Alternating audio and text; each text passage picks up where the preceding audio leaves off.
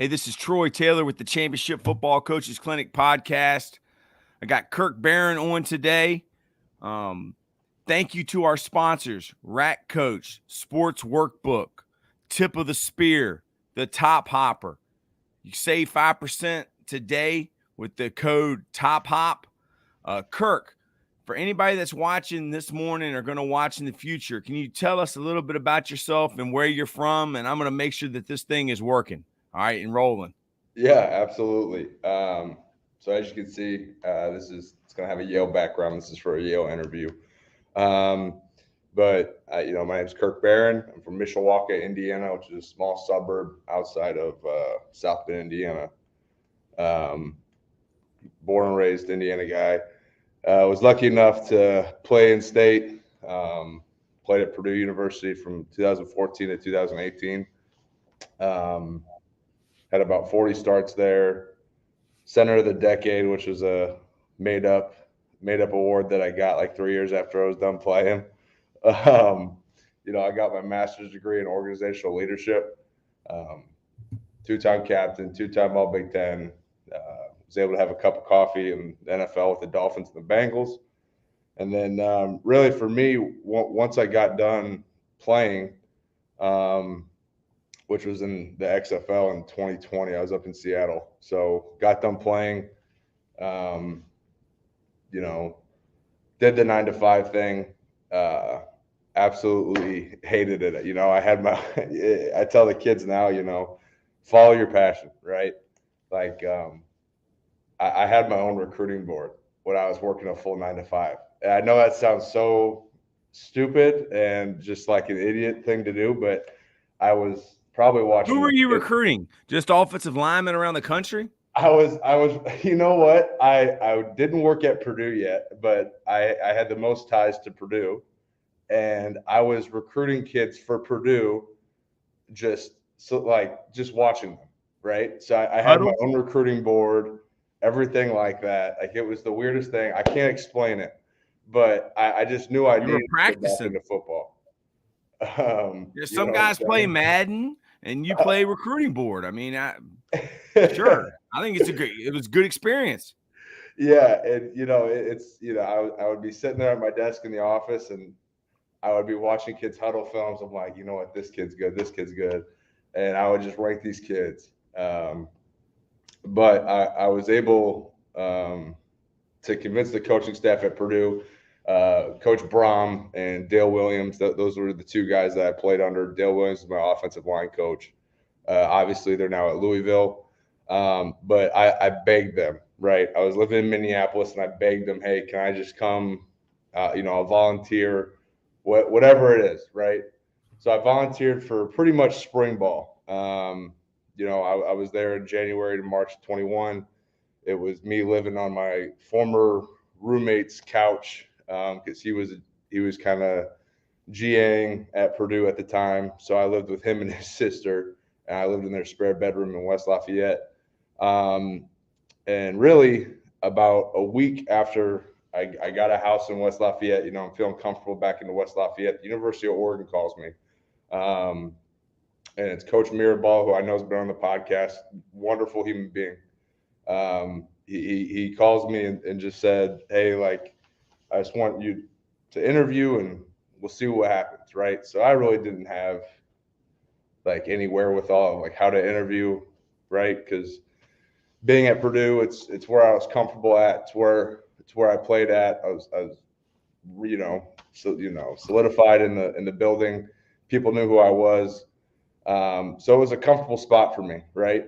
And I think anytime you can break that comfort zone and grow and get a new mindset on how to do things, it's always better. So for me, it was a hard decision, but it was an easy decision at the end of the day.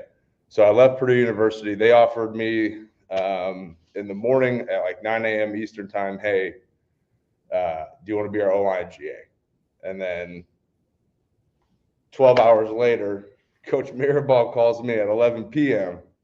and was like, hey, you got the job at Oregon. So I had to go in the next morning and tell Coach Brom, hey, I got to go out to Oregon, right? So I'm fortunate enough to go out to Oregon for a year, and that's really, where I learned how to coach. That's I really I credit a lot of things at the University of Oregon. It's where, that was my first true coaching gig. Drawing cards, everything like that. But that's the University of Oregon is a near and dear place to my heart because that's where I learned how to coach.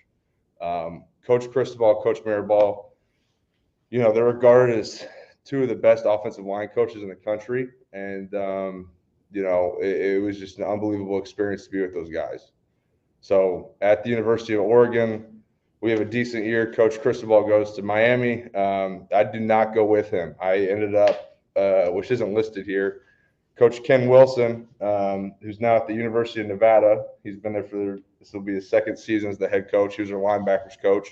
He brought me as an analyst at Nevada. And for me, going to that same thought process, hey, I think if you're comfortable with people, it's you're probably not growing, right? And for me, I wanted to get out of my comfort zone. So from going from Oregon to Nevada, where I knew a lot of those guys on staff, and then I end up at West Virginia, back on the East Coast, back on Eastern time, so I was able to talk to my family actually. But back on the East Coast as a West Virginia University, which was a great experience for me. Coach Matt Moore, Coach Neil Brown, Graham Harrell, those guys, they allowed me to really, develop even more on the field coaching. Try different things, take what I learned from Oregon and bring it to what Coach Moore did already at West Virginia for the previous 4 years. So we were able to have a good mix. We had a really good offensive line. A couple All-Americans. He's done a great job of developing young guys there. He's gone 3 straight years of having a freshman All-American and Zach Frazier, Wyatt Milam, and now Tomas Rimick. So I was able to, really be around some good players and some really good guys that allowed me to grow on the field and be more vocal on the field, even as a GA, right? Like that's probably the hardest thing is to, be able to get out there and speak confidently in front of all these guys that have been coaching for 10, 15, 20, 25 plus years, right? You're a young guy who's coached for maybe 2 years, but you have to have the confidence of a guy who's been coaching for 30 years. You know what I'm saying? So for me at West Virginia, it was all about growing and continuing to get better on the field. And really, how I've been able to be at some really cool places. Now I'm at the University of Alabama. This has been an unbelievable experience so far. Everybody in here, from the top down, we're all on the same page. What we want to do, what we want accomplished, how we want to practice, how we want to walk. Everything's done to a T around here. So I was fortunate enough. I actually met the former offensive line GA.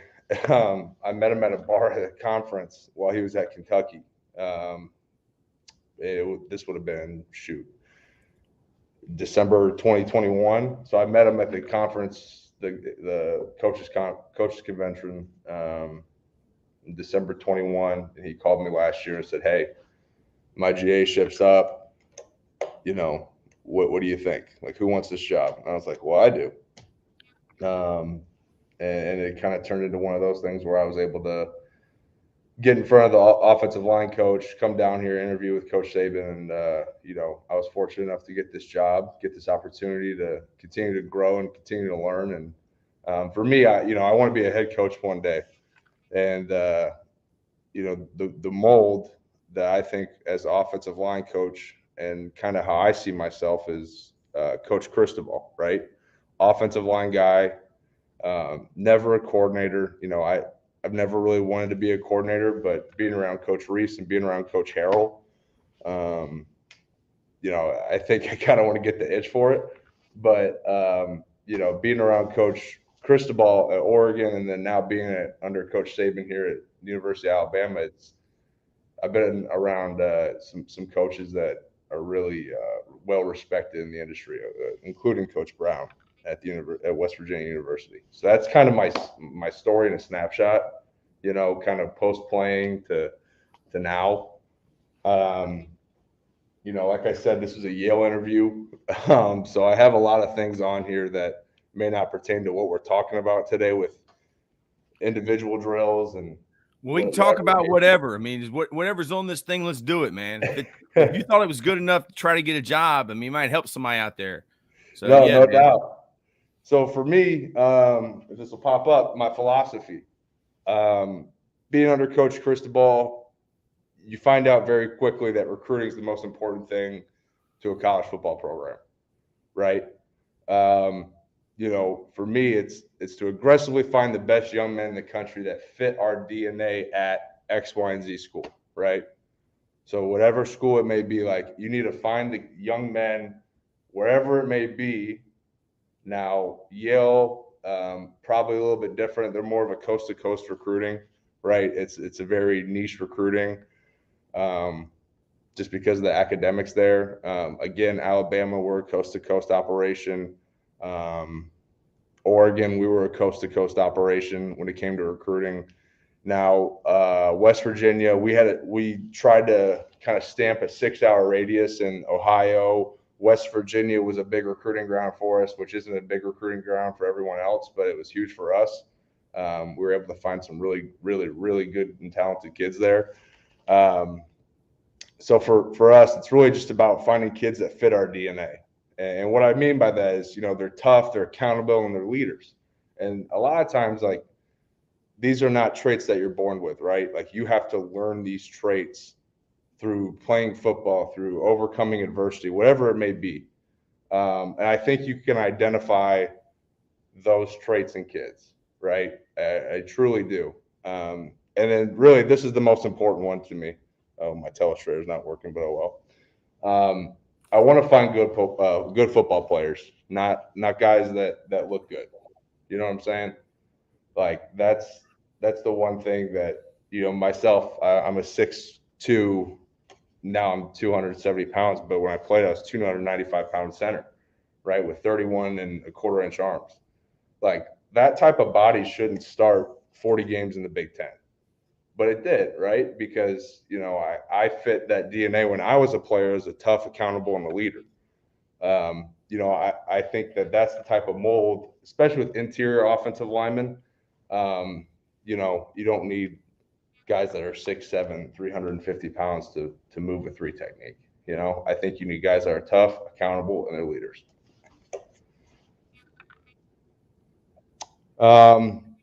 Continue to go into kind of what I have, right, to develop kids, right? So it's to recruit, develop, giving our kids the best opportunity for success on and off the field. Right. I think being a college coach, it's the last bullet point, like, you are there for these kids 24/7, 365. Like, it doesn't matter what time of night, doesn't matter what time of morning. Like, if they need you there, like, you need to be there. Their family, they are dropping their son off for you to look after them and continue to mold them through what I think is probably the 3 to 5, and I guess with COVID, 6 most important years of their lives, right? Like, you are setting these kids up for success through, like I said, making them accountable, making them tough, and then just kind of providing them leadership opportunities within the team or within the university, whatever it may be. So I just think that,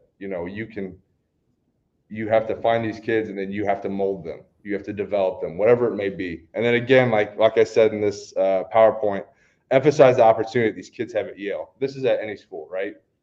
Like, when I got done playing at Purdue, which is a great way to sell it. Like, Purdue's a great academic school, but you're also playing in the Big Ten. Like, any school there is in the country, you can say you have really good this and you have really good that. And, like, it doesn't matter where it's at. Like, for Yale, right, you're getting a world-class degree, and then you're also have an opportunity to play in the NFL. And then same thing here at the University of Alabama. You're able to get a huge degree in whatever you want to do, but you also have a great opportunity of getting better at going to the next level, playing in the NFL, or winning a national championship, whatever it may be, right? The team success here is what's most vital.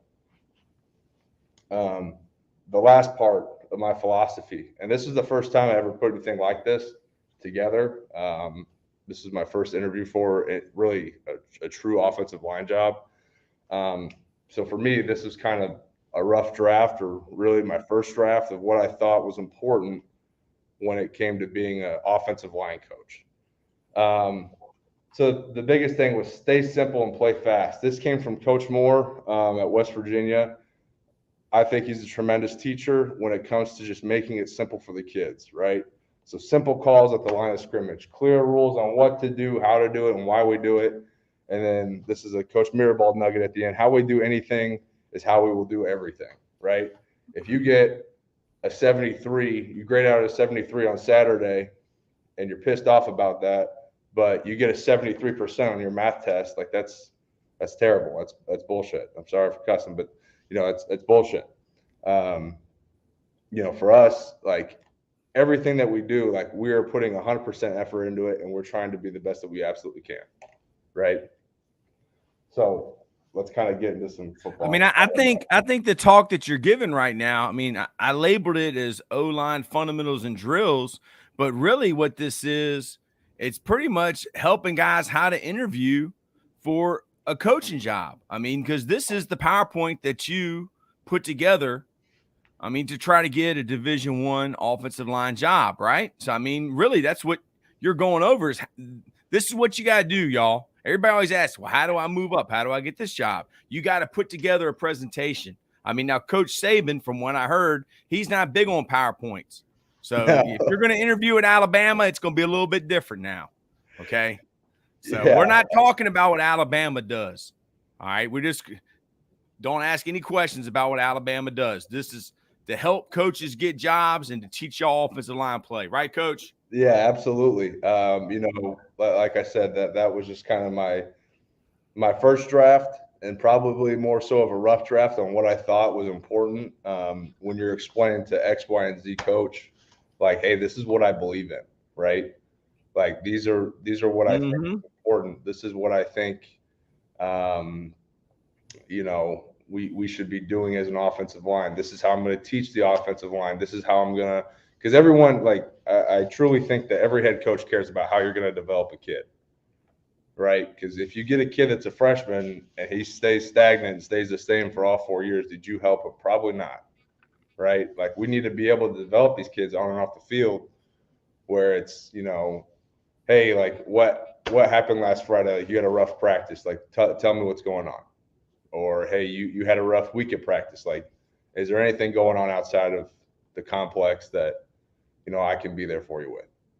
Yep. So I just think I did it in 3 slides. It could be 5 slides, however many slides you need to get your point across.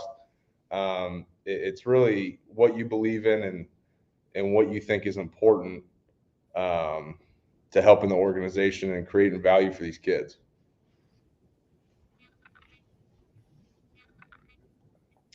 But now we can kind of get into some football, right? So this is how I set it up.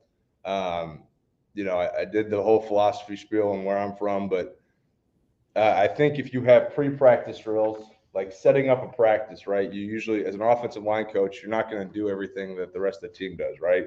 You're not going to go to 7-on-7. Usually you go to 1-on-1 pass rush. Or if there's a skill walkthrough, you're not going to go that. So you have to have time or find fillers, right, on what you want to work. What you think is important to work, what you think is efficient to work. Really when you're on the practice field, it's all about efficiency. Like, how can I get this done? How can I get this scheme taught? How can I get whatever done in the day with what we're trying to get either installed? Like right now in spring ball, we're trying to marry up our individual drills to what we're installing that day, right? Mm-hmm.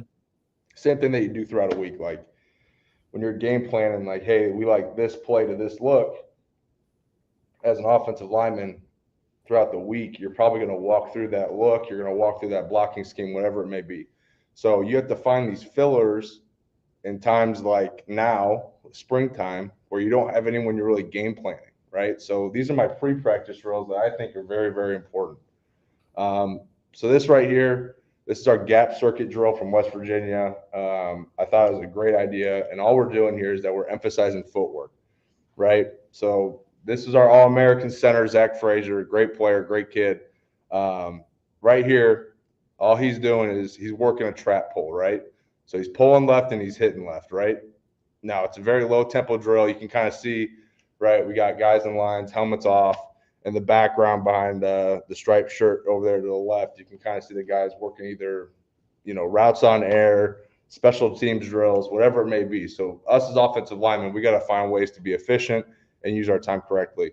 So right here, working the gap circuit drill. All it is, first one, like how these cones are set up, right? We want to put our foot in between these two cones right here, right? All we're doing is we're just simulating the offensive, the line of scrimmage. And then that cone that Zach right here is pulling through is kind of up the field, right? So on counter, when we're pulling, we want to pull left and hit left. That's why when he crosses this cone, he's kind of pulling inside out.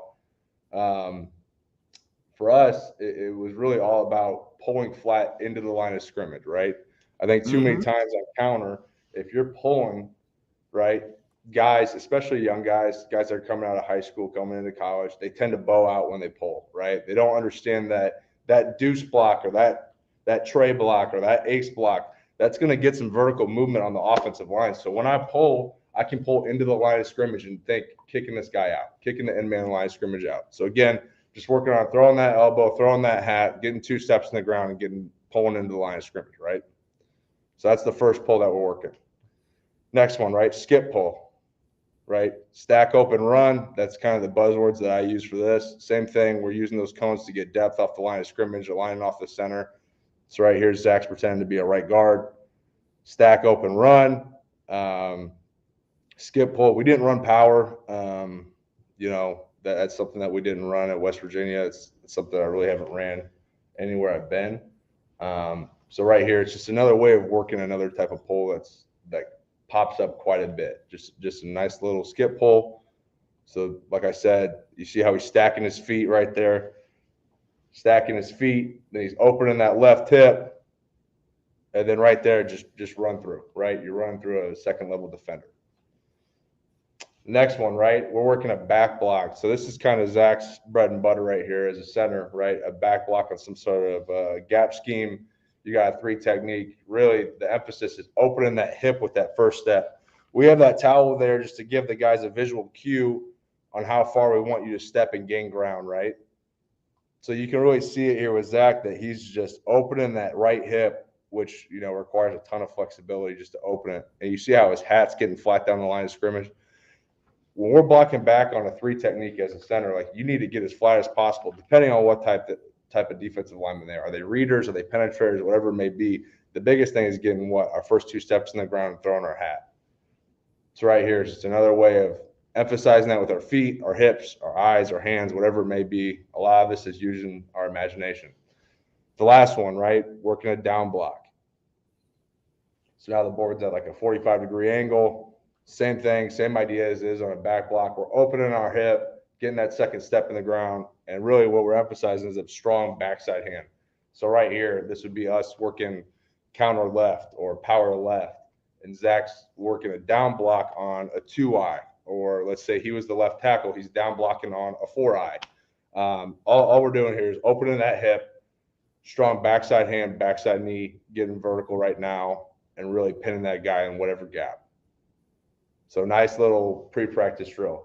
Another one that we would do at West Virginia was our bang back drill. I think when you go through an offensive line in particular, it's all about training the kids' eyes, right? If your eyes are right, you're probably right. If your eyes are wrong, you're probably wrong. So right here on this bang back drill, today you're not going to get a ton of stagnant defenses, right? Like you're never going to walk up to a 4-2 box and just have that 3 technique stay a 3 technique or that 2-eye stay a 2-eye anymore. So for us, it's all about if we get movement, right? It's all about if we can recognize that a hip's going away, there's probably a hip replacing it, right? So right here, this is Zach. Now, again, like I said, playing offensive line, you're using your imagination quite a bit. So let's say to the left of Zach, he's got a 2-eye over here, right? He's got a 2-eye and he's got a 3. So let's say we're in a right formation. They're in an over front where they have a 3 on the right and a 2-eye on the left. So right here, what we're trying to mimic is Zach being able to identify that 2-eye's hip that's on his left, that 2-eye's hip go like hauling ass to the left right now. So what do we think's expecting on the right? That 3 technique crossing that guard's face. So we want to get, kind of bang back with low pad level, put a stake in the defense. So when all these guys are trying to cancel these gaps, cross face, whatever it may be, we're able to get power on a double team. So right here, this terminology, we would be turning an L, right? So just working the center and the left guard. That's what we call the L call.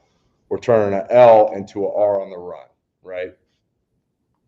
So it's just emphasizing pad level and eyes, trying to put a stake in the defense. And how we would teach this is either a 1 or a 3 step, right? You can't do it with a 2-step.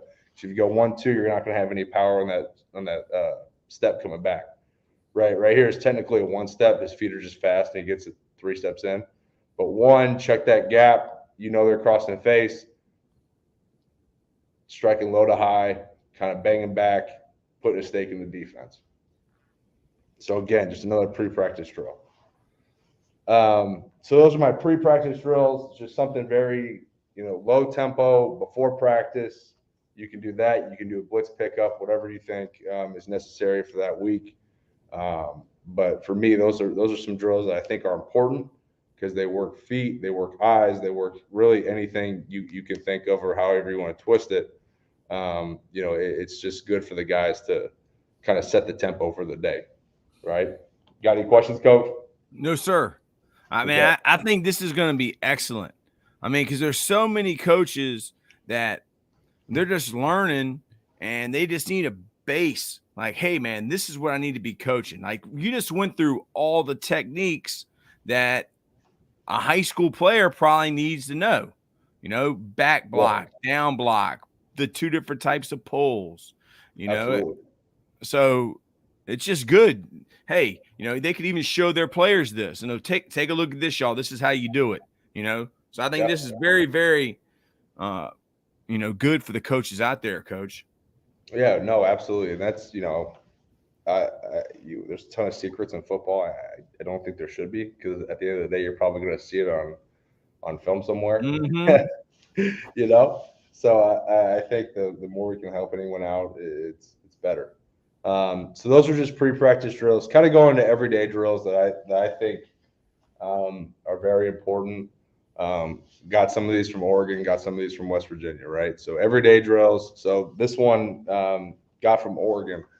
This is the backside knee drill that Coach Mirabal did. And what we're trying to emphasize, right, is power and strain with the backside knee.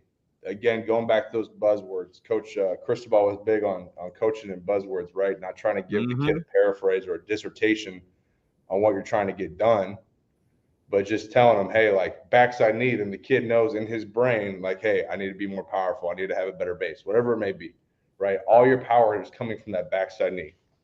So this is a drill that I would do every day. So right here, this would be imitating inside zone or outside zone to the left, right? So it's a pre-fit drill. It's actually a great drill. Like I've never, like I said, this is where I learned how to coach here, right? So right here, if we're looking at it, inside zone or outside zone to the left, right? We're fitted up already. And the biggest thing is no false steps. So if you see this second kid with the long hair on the right, you see that left foot, how it steps back to go forward. Big TJ Bass here. I wish I could circle it. I can't. I think they can see your pointer. I think they can see your pointer. You saw a nice little, was it something yellow there? Oh, there we go. Yeah. All right.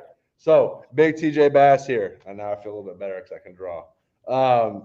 TJ, like you see that false step with that left foot, like he's dead ass wrong. He's incorrect, right? That's not what we're trying to emphasize. What we're trying to do is we're trying to roll our hips. Watch Alex here. Alex Forsythe. He'll be in the draft this year. Hopefully he gets drafted in the first couple rounds. Great kid, great leader. So watch that left foot. It's already preloaded. All of our weight's on our insteps. What he's doing here is he's working on that second and third step, right? we've already taken our first step. Our hat's already to that play side number, and if it was outside zone, beats that play side armpit. So for us, we're already in our first step. This is just working that second step. Our backside knee, right? That's where all of our power. That's where everything's coming from. That's the thing that's driving the boat. So for us, if we're working left, our backside knee is what? Our right knee. And we're just continually grinding it through the defender's midline, his crotch, whatever you want to say, whatever buzzword gets the kids going. But that right knee has got to get vertical, right? And with TJ, he has this false step, and that's not good. It's not correct. You're wasting power, you're wasting time, everything that's important to offensive linemen, right? So a lot of time, like Marcus Harper here, he does a good job. He does a good job of rolling his hips through, creating power in his lower body, and that right foot is getting vertical right now, right? So it's a tempo setter type of drill, like the kids, you say, hey, we're doing backside knee drill. It's like, oh, damn it, right? It's a ball buster. You're grinding. So we're big on driving for 5, grinding that backside knee right through the crotch. So it's the same thing, just the other group coming up, working on no false steps. So JD here, he does a great job, right? Loading up that left foot, grinding that backside knee right through the defender's midline, and just backside knee, backside knee, backside knee, backside knee. That's all you're telling the kid, because in his head he can feel that that's where all of his powers come in this run block, right? And then Coach Mirabal is a double under guy. I'm not. So really, like with our hands, we're just trying to win inside hand leverage, right? So that's one drill. Read the rush drill. Something that I learned at West Virginia. I think, like I said, we're trying to emphasize our eyes, our hands, our feet, whatever it may be, pad level as offensive linemen. So that last drill, the backside knee drill, you want them to feel the power that they're developing, the power that they're bringing with that backside knee on whatever type of run block that they're using. Now they'll read the rush drill. For me, as an offensive lineman that played as an offensive line coach now, I'm starting to develop that, we need to diagnose what the defense is giving us, right? So I think there's 2 types of rushes. You're either going to get a bull rush or you're going to get a speed rush. So for a speed rush, right, if I'm an offensive lineman, a speed rush, that defender, his shoulders are going to be square because he's trying to get up the field, right? Now, for a power rush, a lot of times the demeanor is going to change. So either you're getting a speed rush where he's going up the field, or you're getting a power rush where he's sticking his outside foot in the ground, and then his shoulders change. His demeanor changes, right? He's trying to get inside hand leverage and drive you back to the quarterback. So again, just working on our eyes and hands.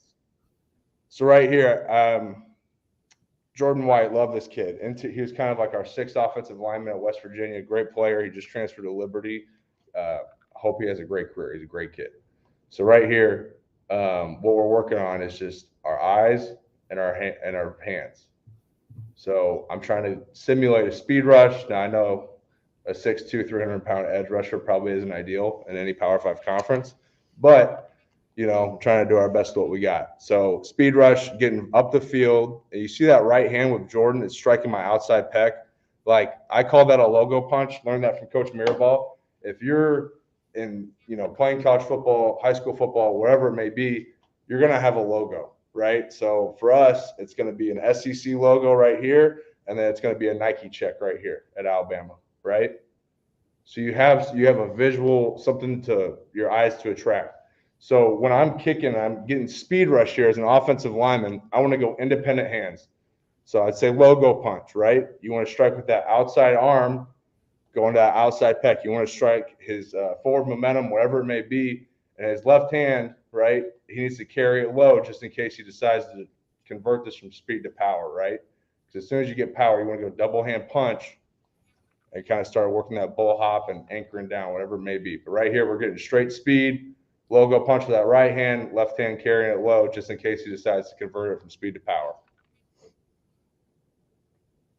Right? There's another shot of it. Getting speed rush, working a logo punch, right hand or right outside hand going to that outside pec. Staying inside Should the left hand be a logo punch too, or should it be Lower, like in a clamp position. It should be lower around my ribs, right? So I think that if you go too high hands, right, like this, and you're doing that with a speed rush, right? He's probably going to swipe your hands and continue to get up the field. If you're getting speed rush all day, I'm almost playing patty cake with the guy, right? Because there's so many different things that defensive linemen. I mean, at the end of the day, these guys are much better athletes than us. So for us as offensive linemen, like we need as much time to diagnose what they're trying to give us. We need as much space to kind of be able to read what they're doing, whatever it may be. Like I think we need to create space and separation in the pass game. Do you So know right Scott here, Peters, Coach? what'd you say, Coach? Do you know Scott Peters? I do not. He's assistant offensive line coach for the Cleveland Browns. And Coach McNally said he's the best in the world in teaching the hands. Yeah, man. He's like an MMA guy. And like the stuff that he teaches is it's amazing, man. And I never was a 1-2 guy until I met Coach McNally. I just thought, boom, you get both hands on them, but he said, well, they'll knock both hands down. So yes. Good point. You know, I after playing the position, you know, as a interior offensive lineman, you're probably more prone to use double hands, right? Like you're probably going to punch with both hands more than not than at tackle because you're probably going to get more bull rushes, right? So it's all trying to work the different types of scenarios. Now there could be some sort of dime or nickel package where you're getting 4 defensive ends in the game, like a 3rd and long. Like defenses are starting to do that now, where you're getting 4 speed rushers in the game, put them on your guards and centers. So, but 9 times out of 10, you know, interior offensive linemen, they're going to get bull rushes. So like the outside hand, like right here, like this, even though Jordan's a center guard, he's really emulating being a tackle here for me. Like I'm a 5 technique, just ripping up the field, and he's just trying to get that right hand on that far logo. And really, like a great coaching point is like we don't want to strike down the middle when we're going 1-2, right? Because if I strike down the middle of a defensive lineman, they're so good with their hands now. If you don't cover up that far pec, they're going to be able to swipe it off, right? So if you understab them and strike right down the middle, they're going to have more room to operate and get that hand off. But I'm a firm believer if you strike that far pec, go with that logo punch, they're not going to have any surface to continue to grab your hands or whatever it may be, continue to swat and rip up the field. Now, I'm a firm believer, too, that what you do right, you must do left. Cross-train the guys, especially in college, just because, you know, in the NFL, there are no right guards. There are no left tackles and right. Like everyone, you play offensive line. There's interior offensive linemen. There's tackles, right? So I think setting these guys up for when they go to the NFL or if they go to the NFL, that they're prepared to play on the right and left side of the line of scrimmage, right? So same thing, working speed rush, left hand, logo punch, right hand. He carries it high. I wish it was more on my ribs, right? All we're doing, we're identifying the shoulders. We're getting speed rush, left, right, independent hands. His outside leg, how far do you teach him to kick? Do you teach him?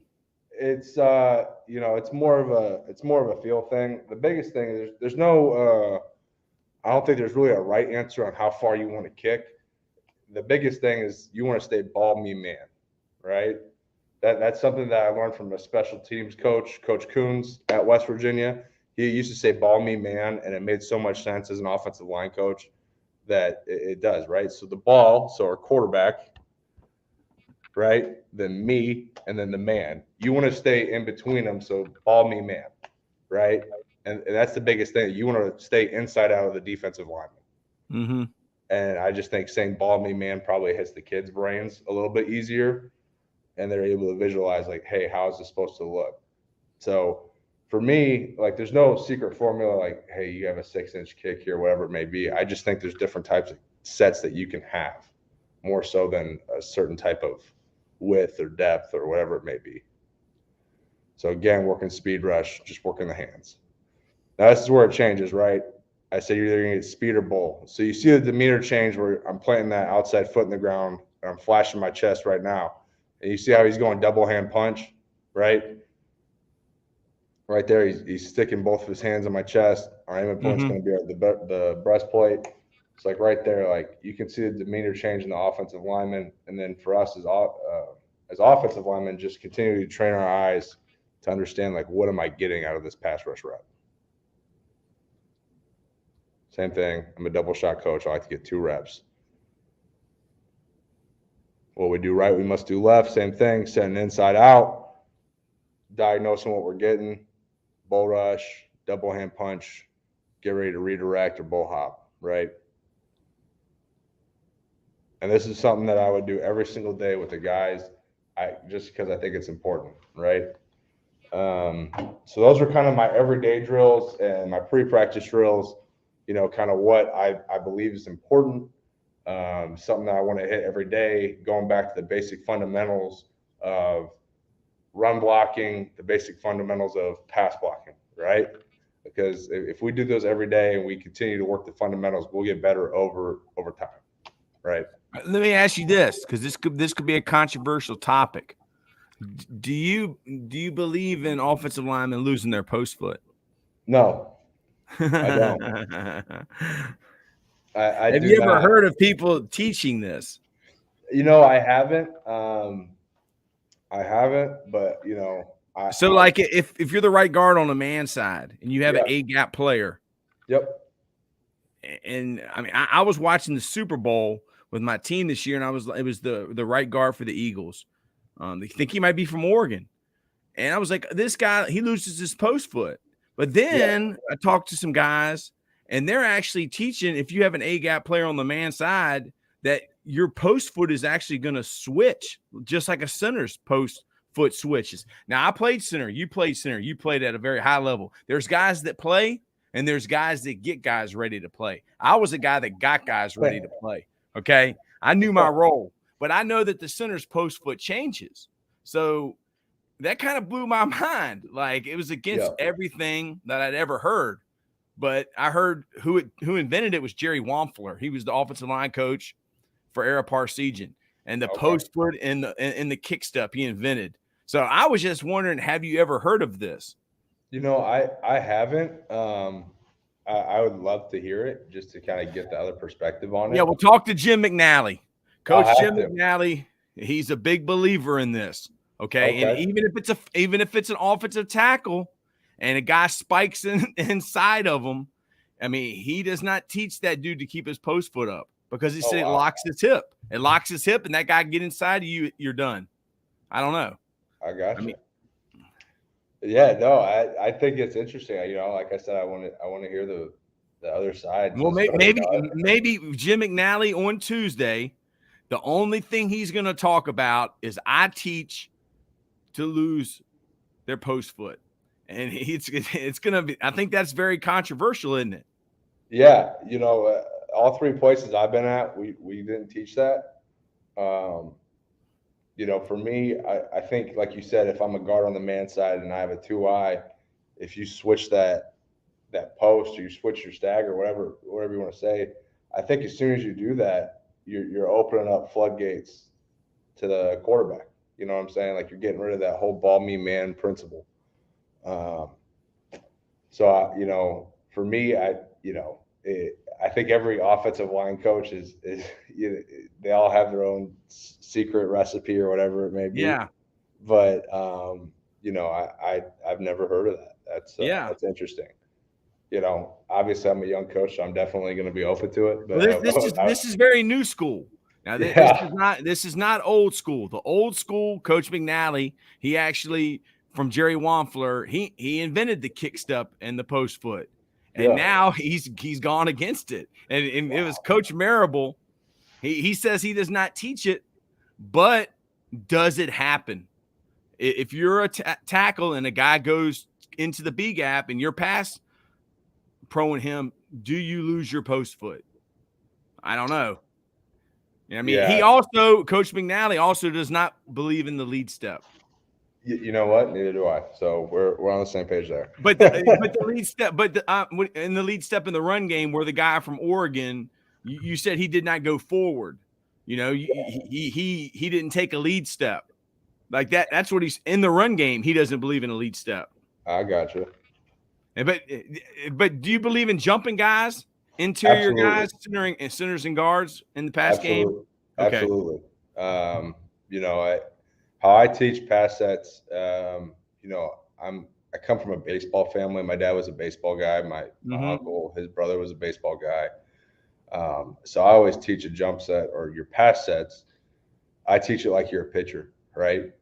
A good ace is going to have 4 pitches. So a good offensive lineman should have 4 sets. No doubt. I got it. I just think it's for most kids who play baseball, and I'm starting to find out slowly but surely that kids don't play baseball anymore. But like if you can carry 4 sets, you'll be good to kind of keep the defensive linemen on their toes throughout a game. Run rules, Coach. Yeah. So this is love it. something I picked up from Coach Moore. Something that I think it goes back to being simplistic on the offensive line, right? For a kid, like, am I covered play side? Am I covered backside? Right. So that's how you can look at it. Oh, this will work. Like those are 2 separate. Am I covered play side? Am I covered backside? Those are 2 separate questions. Then, am I uncovered? Am I man? Or am I in a combo? Right. So, I apologize, I messed that up. Am I covered play side? Am I covered backside? Or am I uncovered? Those are 3 separate questions. Then, am I man or am I in a combo? Right. So, I think those are easy things when you're an offensive lineman, you break the huddle, which doesn't happen anymore in today's college football. We're always at the line of scrimmage. But when I'm up and I get to a line of scrimmage, I'm a right guard, and I sit down. I'm in my 2-point stance. What's going on here? Okay. So I get in my 2-point stance, 3-point stance, and I can diagnose. All right, I'm a right guard, and we're running inside zone to the left. Am I covered play side? No. Am I covered backside? Yes. Am I man or am I in a combo? 9 times out of 10, you're probably going to be in a combo if you have a 3-technique backside of inside zone, right? So I think these are just simple questions that an offensive lineman can ask himself and then kind of diagnose. And then over time or over the course of his career, he's able to come up and just identify it and not ask these questions. But for young kids, how we're going to develop the freshmen, how we're going to develop, if you're a high school coach, the incoming 9th graders, how am I going to develop these kids coming in? What's the simplest way to teach them so we can block the front that's given to us? So am I covered play side? Am I covered backside? Am I uncovered? Am I man or am I in a combo? I think those are the easiest 5 questions any offensive lineman can ask himself any play.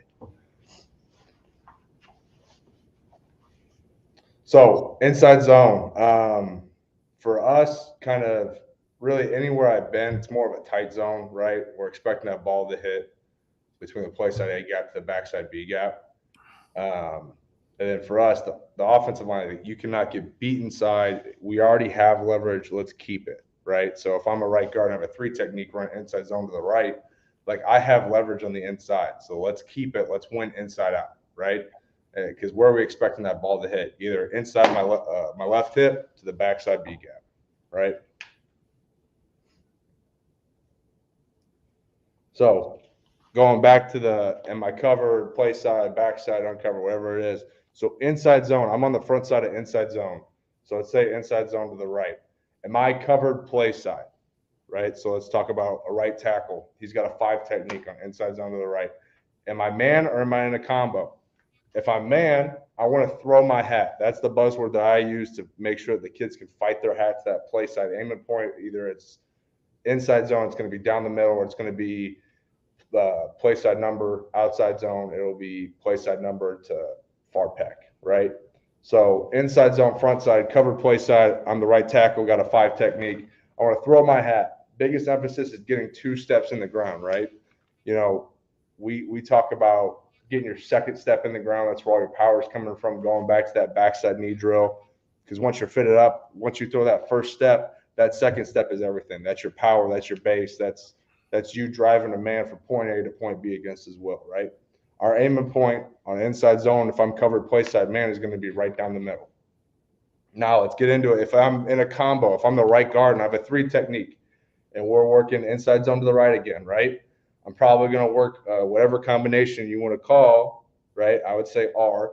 We'd be an R to that Mike backer, I still want to throw my hat. I want to threaten the leverage of the defensive lineman, right? I want to make it feel like everything's outside zone to him.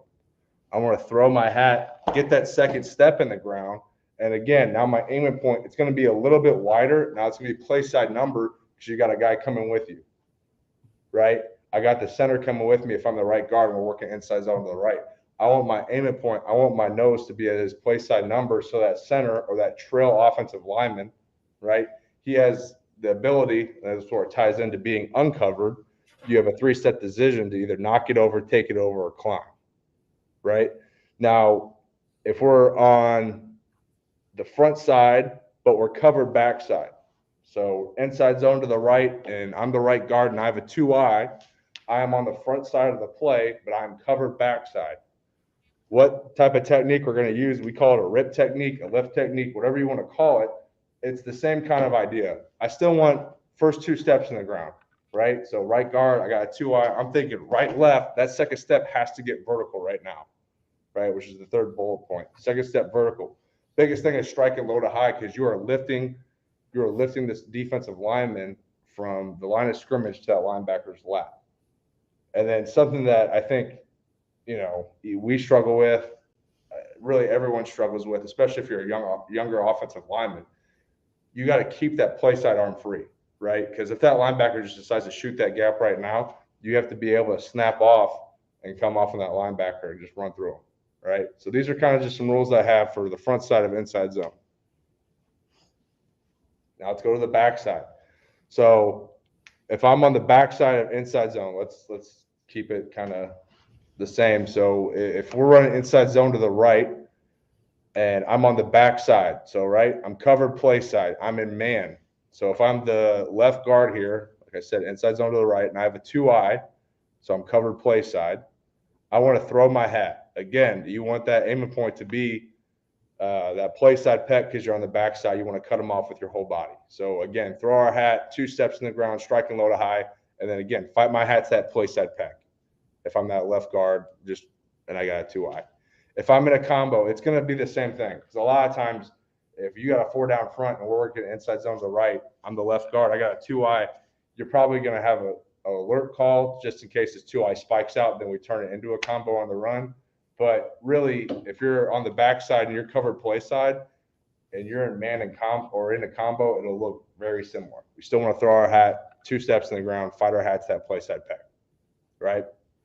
Now, if we're on the backside of inside zone and we're covered backside, so this is where a lot of times the power of the play is at. So again, inside zone to the right, I'm the left guard. I have a 3 technique now. We call it a lift technique. That's what we call it. Same thing, quick first 2 steps. So left guard, I'm going right, left, striking low to high, coming out of my hips. Again, that second step has to get vertical. You need to post up that 3 technique so that tackle, who is the uncovered man in this instance, that left tackle would be, he has a 3-step decision to either knock it over, take it over, or climb, right? So that's really how I teach inside zone. Either covered backside, man or combo, or your covered play side, man or combo, whatever it may be, right? I think this is the simplest way to teach it, and I think it worked for us last year, it worked for me the year before. It's just an easy way for the kids to understand what we're trying to get accomplished on the play. Right. Mm-hmm. So, working with Coach Mirabal, that's where I kind of got into the, get out of your comfort zone. We never used to knock the hip. Like that's something that I've never really been around. He was a big double under gallop guy, which I think is great if you're able to recruit a certain way. For me, I like still shooting my hands, striking low to high, getting inside leverage. But I do love the idea of knocking someone and galloping, just getting vertical and finding that hip and displacing defensive linemen. So when do we knock? For me, it's a pre-snap read of the defensive line. So if I'm front side, right, so inside zone to the right, I want to knock if the D lineman is head up or outside of the adjacent offensive lineman. So if I'm the center and I have a 3 tech and the right guard has a 3 technique, that's when I want to work that high leg, that gallop technique. One, if that guy ends up spiking inside, you're able to catch his hip.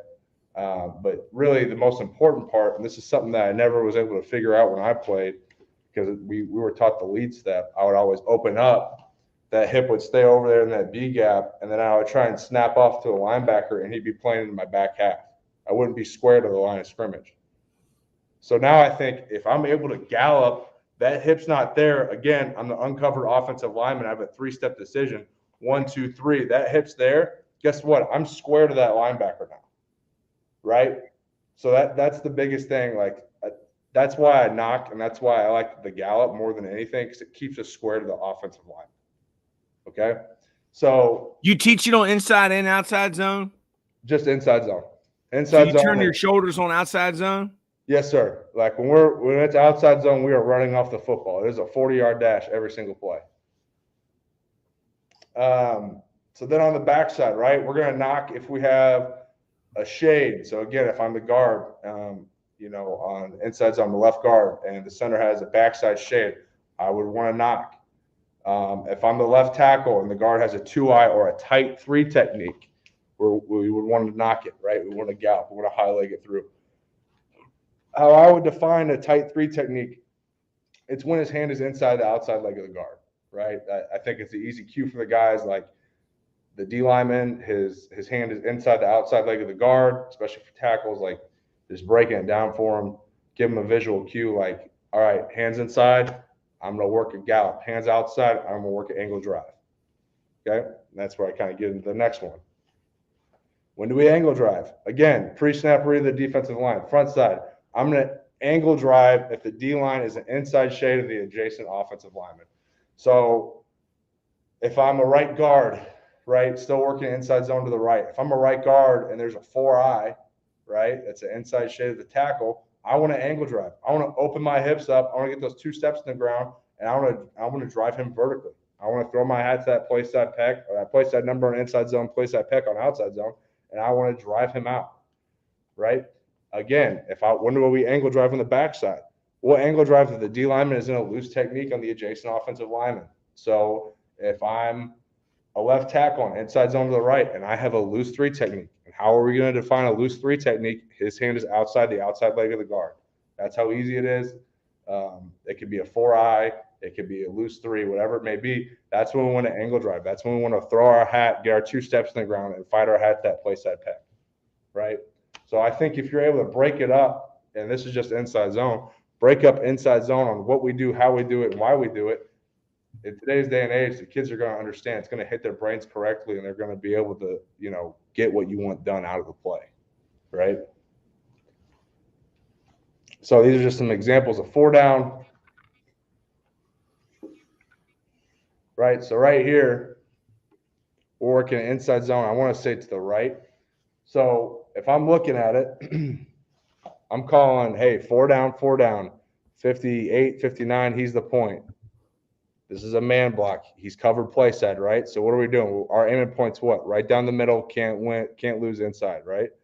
If I'm the center and right guard here, if I'm the right guard, I'm covered backside on the front side of the play. So that goes back to that rip technique. I'm thinking right, left. That second step has to get vertical through this man, right? I'm trying to lift this defensive lineman up to the point linebacker. I'm the center. I'm technically uncovered. I have a 2-eye, right? That's an inside shade of the adjacent offensive lineman.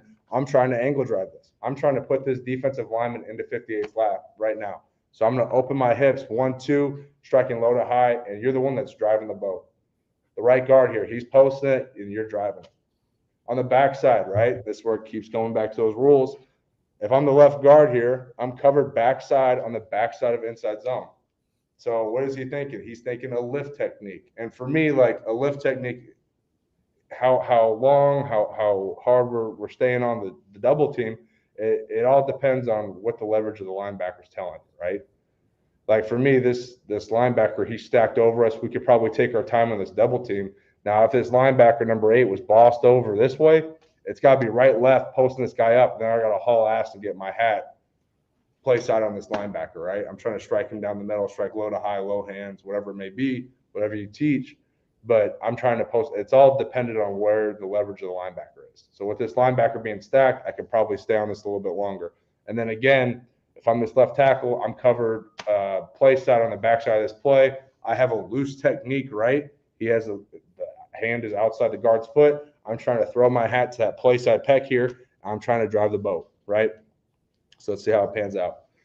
So again, like that's the one thing about not running your own room yet. It's not going to look exactly how you want it all the time. So right here, like the guards are striking low to high with a double under that Coach Mirabal teaches.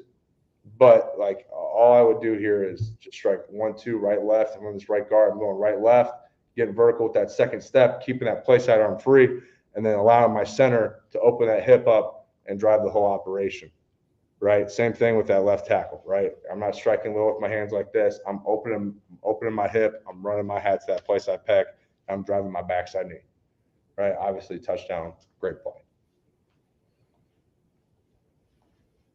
Another look at it. Inside zone. I'm assuming this is inside zone to the right. So on the right side over here with Sal, and I think this is Dawson, they're both in a man, right? They're not in an R. Like the center, he's covered backside on the front side of the play. We'll treat centers as they're always on the front side of the play. So if I'm this right guard, right tackle, I'm thinking, man, where's my aiming point got to be? Right down the middle. I can't lose what? Can't lose leverage. Can't lose inside out. I just need to go right, left, striking low to high, hat right down the middle, right? If I'm this center and left guard, they should be in a combo. For me, it would be an L, right? Because it's the center and the left guard. So we're working at L to 15 because that's who our mic point is. And really, if I'm the center, I'm going right, left, right? That right step doesn't matter. It doesn't have to be super far, right? Because you're not trying to travel away and make the block harder on the left guard. You just want to pick that right foot up, put it back down. That second step has got to get vertical right now, right? So Ryan Walk here does an unbelievable job. That second step getting vertical. He's able to post 94, allowing the left guard, right? He's covered front side on the back side of the play. He's angle driving because he's got a tight shade, or he's got a loose shade. I apologize. And he's just trying to open that hip, fight that hat to that play side pec, and he's the one driving the whole operation, right? You see that backside knee once he's fitted up, backside knee, backside knee, backside knee, and he's driving 94 out of there. Ryan Walk, our center, he does a good job of what? Keeping that play side hand free. So when 15 decides to shoot that gap, his eyes are in that gap, and he's able to snap off and get two hands on him, right? And then really for the left tackle here, this is where it comes into I want to gallop. I want to make sure that we're square to the offensive line when we're coming through to the second level blocker. Like right here, he has an open B gap, right? The only threat that he really has is 7. So for him, he does a good job. He's not really galloping. He's just kind of tempo stepping here, but he's checking his play side gap. And again, how I teach blocking linebackers, we're going to go with low hands. Like these guys are like D linemen are better athletes than us, but damn sure linebackers are better athletes than us. So as soon as we start going to a linebacker with this, like we're coming up, we're striking like this, that's when you're going to get, the SWAT rips, the swims, whatever it may be, right? They're going to juke you out. So let's come at them. Let's get we're big. Let's play big. Let's strike them nose to nose, and let's come at them with low hands so we can cover them up with the most surface area possible, right? So that's kind of just another shot of how I would teach inside zone. Again, an efficient run. It was 2nd and 5. Now it's 1st and 10.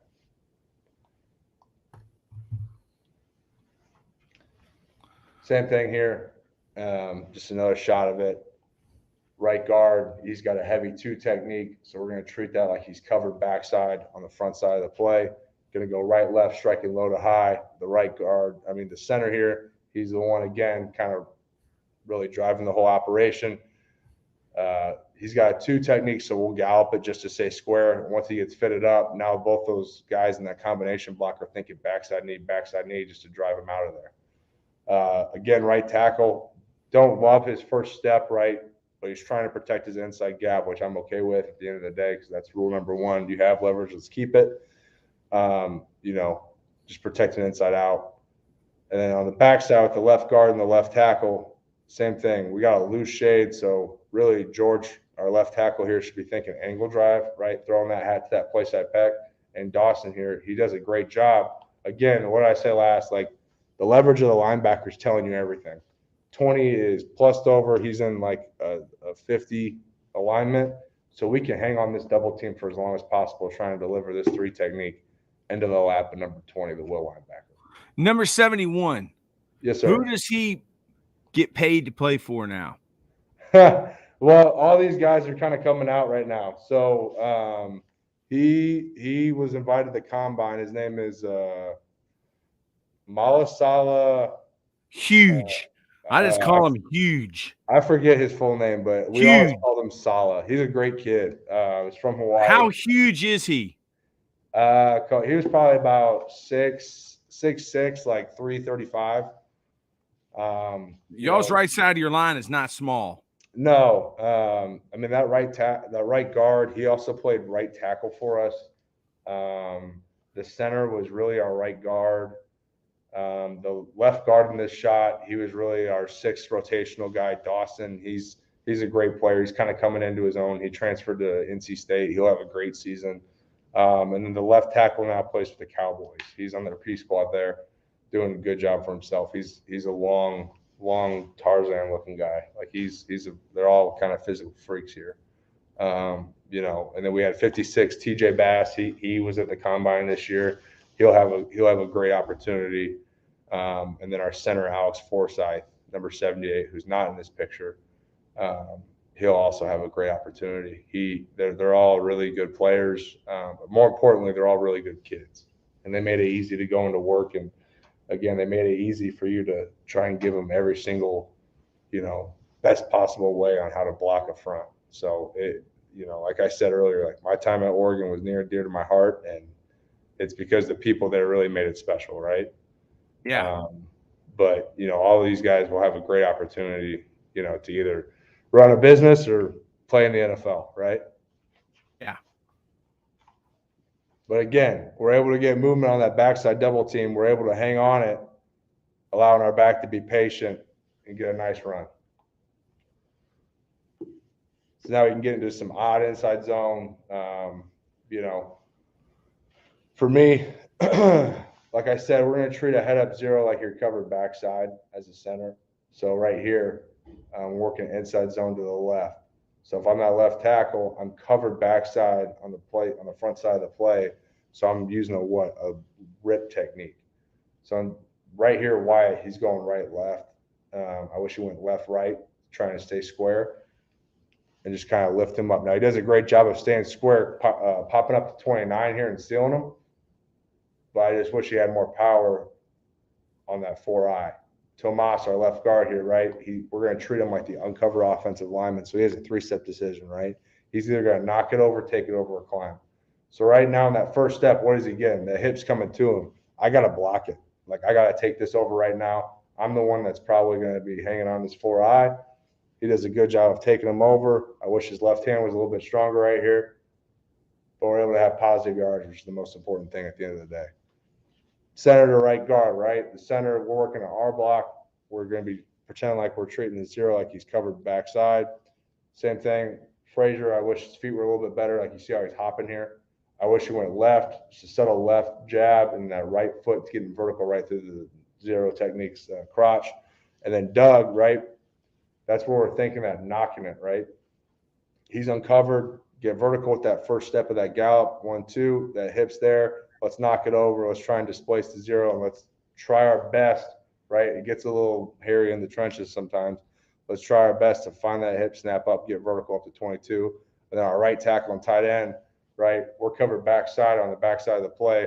I'm thinking I'm going to lift. They're working a C block. They're working up to 41. So right here, Brandon Yates, our right tackle, I wish he went left, right. You see that second step, how he's starting to kind of drift to the left. He just needs to stay vertical right now because he has that tight end coming with him. And look, at the end of the day, the leverage of our linebacker, he's stacked. We can keep this thing as vertical as possible, right? Now our back, Justin, he does a great job making a cut and making us right for a positive play for a first down.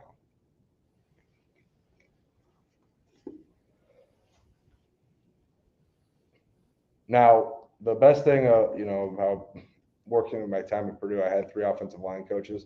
The last one, Dale Williams, he was probably the most animated guy I've been around. He always used to tell the centers, hey, if you can count to 4, you can play center. Like that's about as easy as it is. If you can count to 4 and snap the football, you can play center for us. So right here, we're running open side, inside zone to the left. We have a threat of 4, right? 1, 2, 3, and 4. I know some guys go 0, 0, 1, 2, 3. I'd rather just go 1, 2, 3, 4. So right here, we got a threat of 4 to the left, so we have to push the point, right? let's just take this guy out, right? He's not in.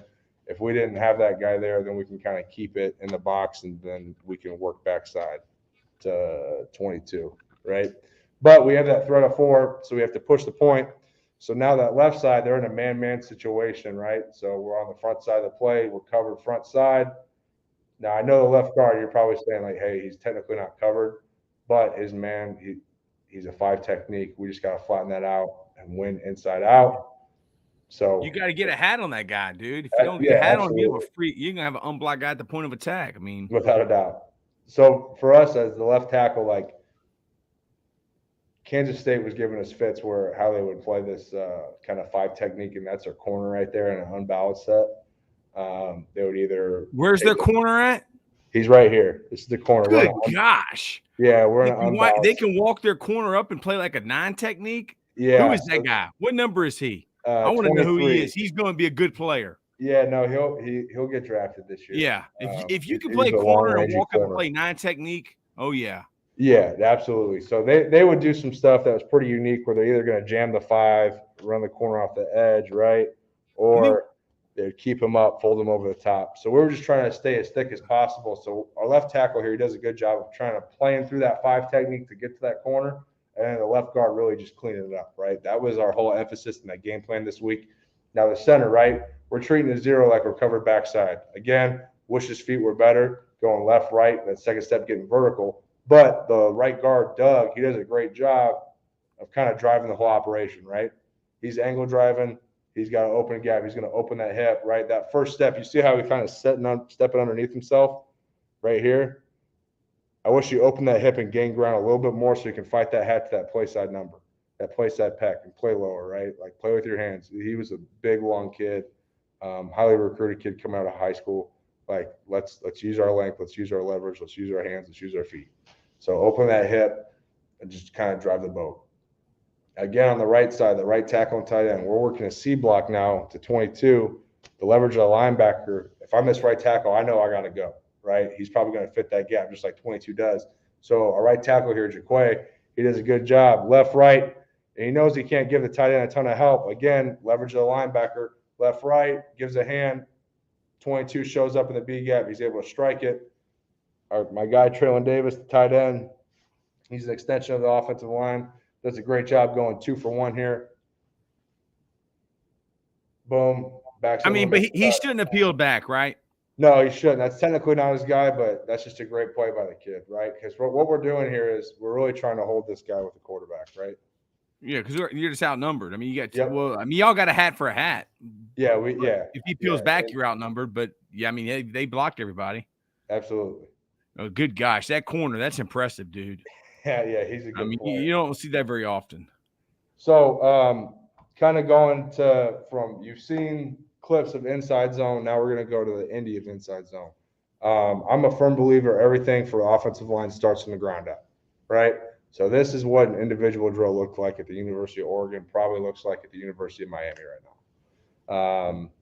They're taking these boards out and they're working their zone tracks. So, everything from the ground up, working on that inside zone lunge progression.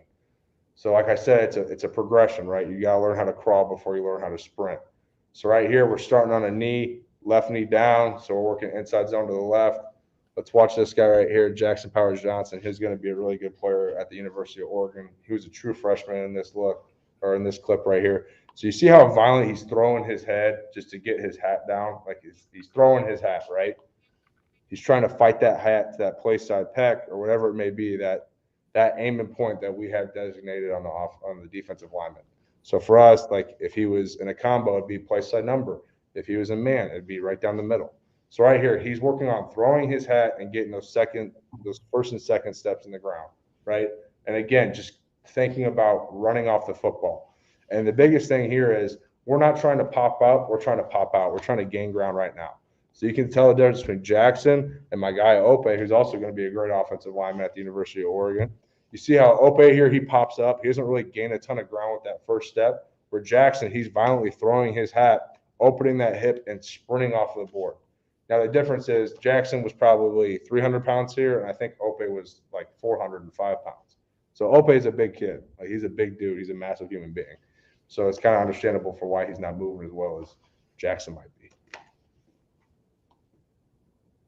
So, right, you got to learn how to crawl before you can start sprinting. So the next thing is we're going to go off of a knee and we're going to get a med ball out. So, like, this isn't like a ton of equipment, like, especially for high school coaches. I think working this drill right here, it shows me as an offensive line coach in college, like, this kid, he doesn't labor out of his stance to get off of his knee. He can just load up that right foot, throw his hat, get that second step in the ground, and strike low to high. So right here, just continue watching it, right? Throwing our hat. Let's watch this is TJ Bass, 56. He does a good job here, right? So he's throwing his hat with that first step. Second step gets in the ground, and then once he's fitted, he's striking low to high with those hands. Again, I'm not a double under guy. Coach Mirabal was. And then right now, once you're fitted, all we're yelling at him is it's going back to that everyday drill. Hey, backside knee, backside knee, backside knee. Goes back to that buzzword of them triggering, hey, all my power is coming from my backside knee. Let's get this thing vertical right now. When you say you're not a double under guy, you're talking about this? I can't see. Like, when you say you're not a double under guy? Yes, sir. Let me see if I can see real quick. Like, can you just show me, like, what you mean by that? So, like, double under, right? We were striking like this. Mm-hmm. Like, we're coming out of our hips and we're left, right, boom, right? We're striking with almost straight arms or bent elbows. Yeah. We're striking like this. I'd rather come out 1, 2, and I'm striking with bent elbows, and I'm either lifting or I'm giving a hard shoulder, whatever it may be. So Coach Mirabal was a double under guy.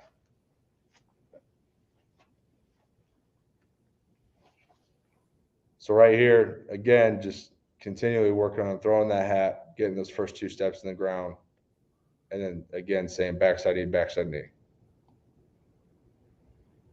Another shot of it. Just throwing your hat. I wish I wasn't in the way of Ryan Walk's rep down here because this is actually a really good rep, right? He's throwing his hat. Second step gets in the ground. He's making contact. He's rolling out of his hips, right? Striking low to high. And then once he's fitted up, I guarantee you he's telling himself, hey, backside knee, which in this instance would be your right knee. And you just need to continue to drive that right through the defender's midline, his crotch. Right? So the last part of the progression, right? We learned how to crawl. We learned how to probably walk. Now let's sprint. Let's get in a 3-point stance. Let's do it for real, right? So we would put our left foot on the tip of the board, opening our hips, and put it all together, right? Going out of a 3-point stance. It's the same kind of thought process. Load up that right foot, no wasted movement, left, right, first 2 steps in the ground, striking low to high, rolling out of our hips. And then once we're fitted up, power of will, right? Backside knee, backside knee, backside knee. Another shot of it. Same thing. Striking low to high, left, right. Throw our hat, first 2 steps in the ground, wherever our aiming point needs to be at, and just get fitted up and just think backside knee, backside knee. So like I said, what we do left, we must do right. So this is the same exact thing, right? On air, off of a knee, just working on our feet and our head. Now we're working feet, head, hands, hips, backside knee, everything, kind of putting it all together off of a knee. But again, just throwing your hat, getting those first 2 steps in the ground and grinding your backside knee. Another shot of it. Right, left, striking low to high. Again, here's Ryan Walk. Does a good job. Throwing his hat, first 2 steps in the ground, striking low to high, unlocking his hips, grinding that backside knee. So kind of how are we going to work on the fitted gallop? This is what we would do. So right here, imagine we're working a backside combination block. What we would try to simulate right here, like this guy's the right guard, this guy's the right tackle, and then you have a 3 technique right here, right? So we would be pre-fit, and all we're doing on this gallop is we're trying to find the hip. Like that's the biggest thing. Like let's find the hip. Let's displace the D lineman. So the biggest coaching point is that first step, you got to get vertical. So JD right here, he does a great job on that first step right here. He's getting vertical. He's getting on a different plane. He's trying to get on the same plane as his defensive lineman's hip. First step, get vertical, striking low to high, and then forearm follow through on that hip, right? Once I'm fitted up, I want to go forearm. Let me see if I can back it up just a little bit. forearm on the hip, and then you see that right hand, it's almost on his butt cheek. We want to follow through, right? So you see how he goes forearm follow through? We just want to displace that defensive lineman's hip. And then that right guard, in this instance, would be able to big arm it and then continue to drive his backside knee. Then looking at it from a center's perspective, right? Like I said earlier, if we have a 3 technique or a 2 technique, we're thinking we want to gallop, right? We have an open gap to the adjacent offensive lineman. We want to gallop. And I said as a center when I played, like, I wish I would have done this because it forces you to stay square on that linebacker that's either shooting that A gap or whatever it may be. But right here, a good kind of representation of this Ope right here. He's the left guard. Then you got a 2 technique who's already fitted up. Alex is the center, gets vertical with that first steps, finds the hip, right? Forearm follow through, snap up to the linebacker. Another shot of it. And like I said, Ope's a big man. He was probably 415 in this picture. He's dropped, like I remember when I was there, he dropped 100 pounds since he got to school, and I think he was 350. But I think he's probably down to like 320 now. Great kid. But again, Jackson here does the same thing. He gets vertical with that first step. Forearm follow through. You see that forearm striking the hip? He's following through with that right hand. Like the most important thing is once he snaps that hip up, he's what? He's square striking up to a second level defender, right? What we do left, we must do right. So another shot, Big Logan does a great visual here. It gets vertical with that first step, forearm follow through. Again, he's square when he's coming off on that second level defender. Another shot of the center here, just working the front side. Now, like, that's like, again, it's a progression to everything. Like, if you can break it down into different steps, like how am I going to progress each and every drill I have, it's better for the kids to understand it. So, right, when it came to the inside zone lunge progression, like it was just on a board on air, then at a med ball off of a knee, and then 3-point stance. Same thing with the fitted gallop. Right? We want to go without a linebacker, then we want to go with a linebacker. So right here, we're adding with a linebacker, and what we're trying to mimic here is a backside block between the right guard and right tackle, right? So that linebacker is probably going to be stacked. And again, TJ Bass does a great job getting vertical with that first step, finding the hip. Logan here playing linebacker, he's fitting that B gap. But again, once TJ snaps off and finds that hip, he's able to snap off, get vertical, stay square. And again, that's where these low hands come into play, right? He's striking that linebacker low to high. If we're big, let's play big. And then right there, I'm thinking backside knee once I'm fitted up. Got any questions, Coach?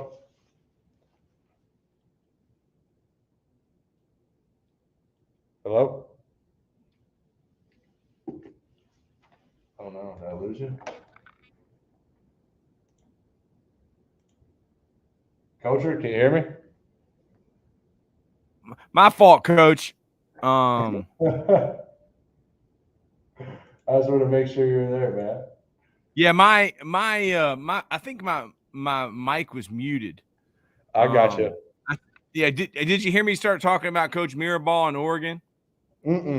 Okay, well, I just said when you asked me, I said, you know, it's a treat because it's not every day that, you know, high school coaches or college coaches around the country, they get to hear and see, you know, like Coach Mirabal's drill tape and to hear it come from a guy that worked for him and a guy that coaches at Alabama and been in West Virginia. So, I mean, it's awesome. Yeah.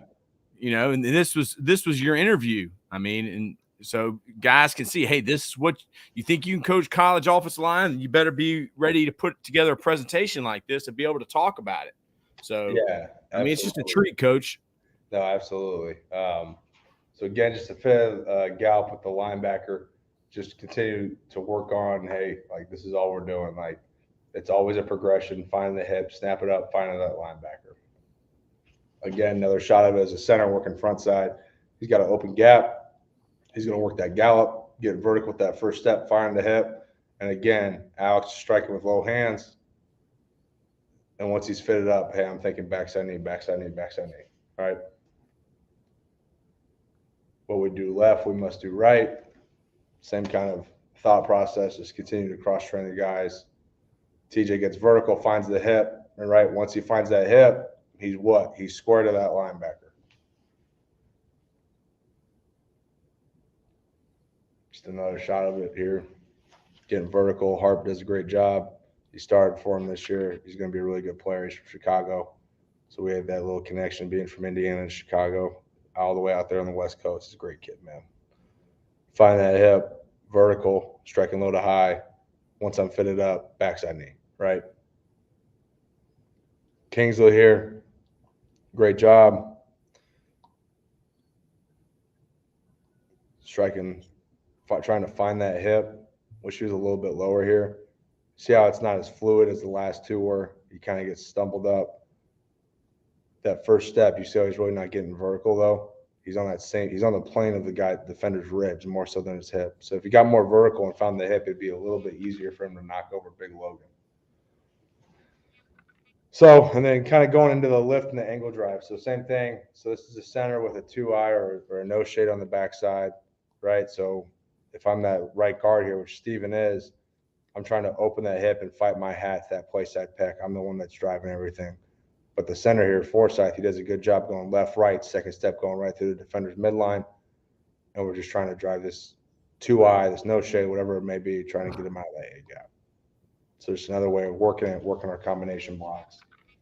3 technique on the backside. You can see the difference now. So Big Sala, right? He keeps his hat backside, right? You see how you can see his hat right here. You can kind of see him right here. You wish that he was fighting his hat more so over here, right? But that's the biggest thing. Like you just want to, like when you're in a block, you want to throw your whole face in it. You want to get everything into this block. So like we're trying to fight our hat to that play side pack. Again, left angle drive. JD right here, he does a great job. I wish that second step, right? First step's good, picks up, puts it down. That second step needs to get going vertical right now. Same thing with Kingsley. He's going to leave his hat play side or leave his hat backside even more than Sala did. He needs to open this foot, open this hip. Second step's got to go right through this man. And again, you want to fight your hat to that play side pack. You see how his hat's backside on this defender? There's a little bit of space for this guy to split us, right? Still, you know, you can coach off this tape, right? You need to fight that hat to that play side pack, and you're selling yourself short. Open that hip and run. Another shot of it. This would be like working a lift or a rip technique if you're the left guard here, Big Stephen Jones, right? I'm going to go left, right. Now, he was a right-sided player, and he was really stubborn about getting in a left-handed stance. But you want to go left, right, striking low to high, post this guy up. And then again, the center here, we're trying to fight our hat to that play side pec that's somewhere over there. Alex does a good job opening that hip, second step in the ground. And right now I'm fitted up. All I'm thinking is backside knee, backside knee, backside knee, right? So in this instance, it'd be both their right knees. Another shot of it. What we do left, we must do right. Wish TJ was a little bit thicker on this double team, and I wish Jackson got his hat over, right? So you see how he's kind of leaving it. And that 2-eye right here in this, like he's splitting it right now. He didn't even take a step, right? So TJ here picks up that left foot. I wish he was more vertical with that second step. See what I'm saying?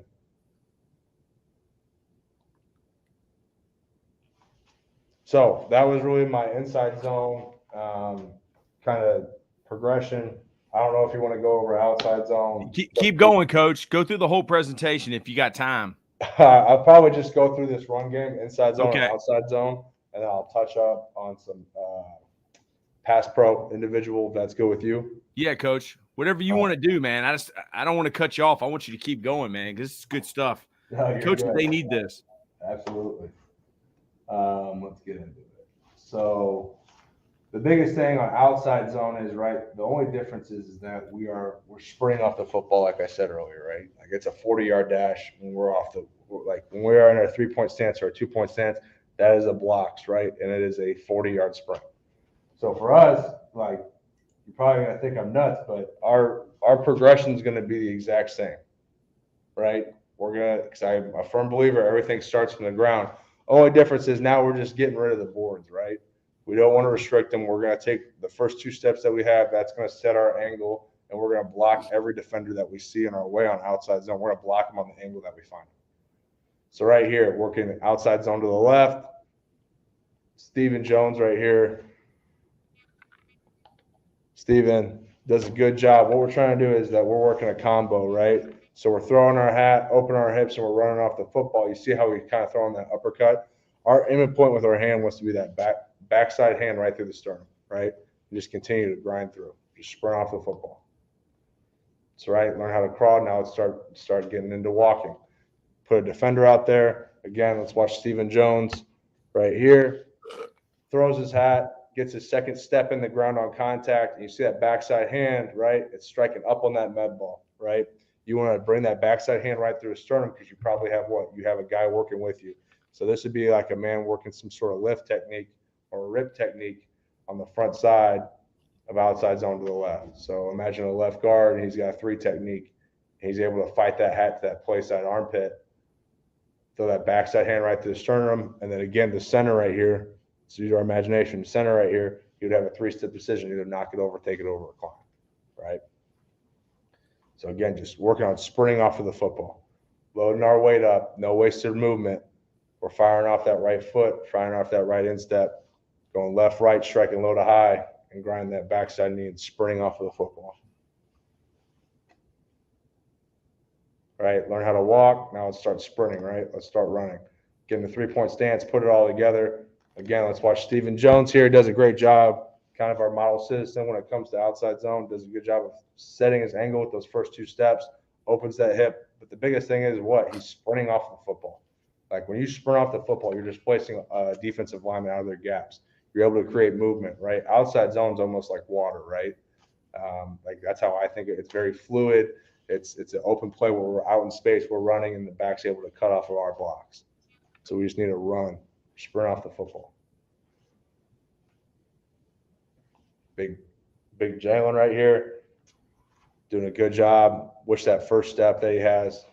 See how he kind of picks it up and it's in the air for a while. Just be shorter with those first 2 steps, right? You don't need to be so demonstrative with it. Get him in the ground, sprint off the football. The best thing he does though is that second step, right? It's making contact the same time that his backside hand's going right through that sternum. So you can see the defender here. These 2 are like brothers. They went to the same high school, Saguaro High School in Arizona. You see that second step's making contact, but he's jolting that defender once that second step gets right through the midline of that defender, along with that backside hand right through his sternum. Does a great job, and again, emphasize on sprinting off the football. What we do left, we must do right. So it's the same progression that we had with those boards, right? I think once you have kind of similarities in that, where you're able to kind of put drills together and show the differences between inside zone, outside zone, the offensive linemen, they're able to feel it, they're able to see it on film. It's going to make for a better play, right? Once we get into live boards. Now we start sprinting, 3-point stance, open that hip, sprinting off the football, second step in the ground, backside hand right through the sternum, and we're running, right?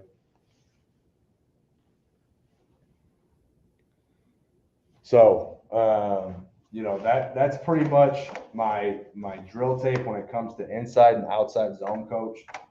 Yeah. I'll get into some pass pro stuff here, and we can kind of call it a day if you're good with that. Yeah, coach. I appreciate you taking the time. Awesome. All right. So 4 keys to pass pro. Now these are this is what I believe. This is what I think. Kind of alluding to what I said earlier. I'm a baseball guy. I come from a baseball family. So how I teach my pass sets is like teaching a pitcher what his 4 pitches are, right? So my 4 keys to pass pro. First one is speed out of stance. If you can't get out of your stance, you're not going to have a chance, right? Second is going to be our eyes. I said this earlier. If our eyes are wrong, we're wrong. If our eyes are right, we're probably going to be right. Again, the third bullet point, hands up, prepared for a fight. Like that's something I'm not going to overcoach. The kid, like the only thing I don't want your hands down by need them up somewhere so you're able to strike low to high. But that's something that I don't think you need to overcoach. And the biggest one, right? Another buzzword that we like to use is ankle outside of our knee. So when we're kicking, right, you don't want your ankle underneath your knee, right? If you can think about that. If I'm kicking, my ankle needs to be outside my knee because that's where I'm going to be able to have my change of direction. I'm able to play on my end steps. I'm able to post back into the line of scrimmage because I don't believe in dropping the post, right? So for me, like when I'm kicking, my ankle needs to be outside my knee. I'm able to feel that weight distribution on my post leg and my kick foot, right?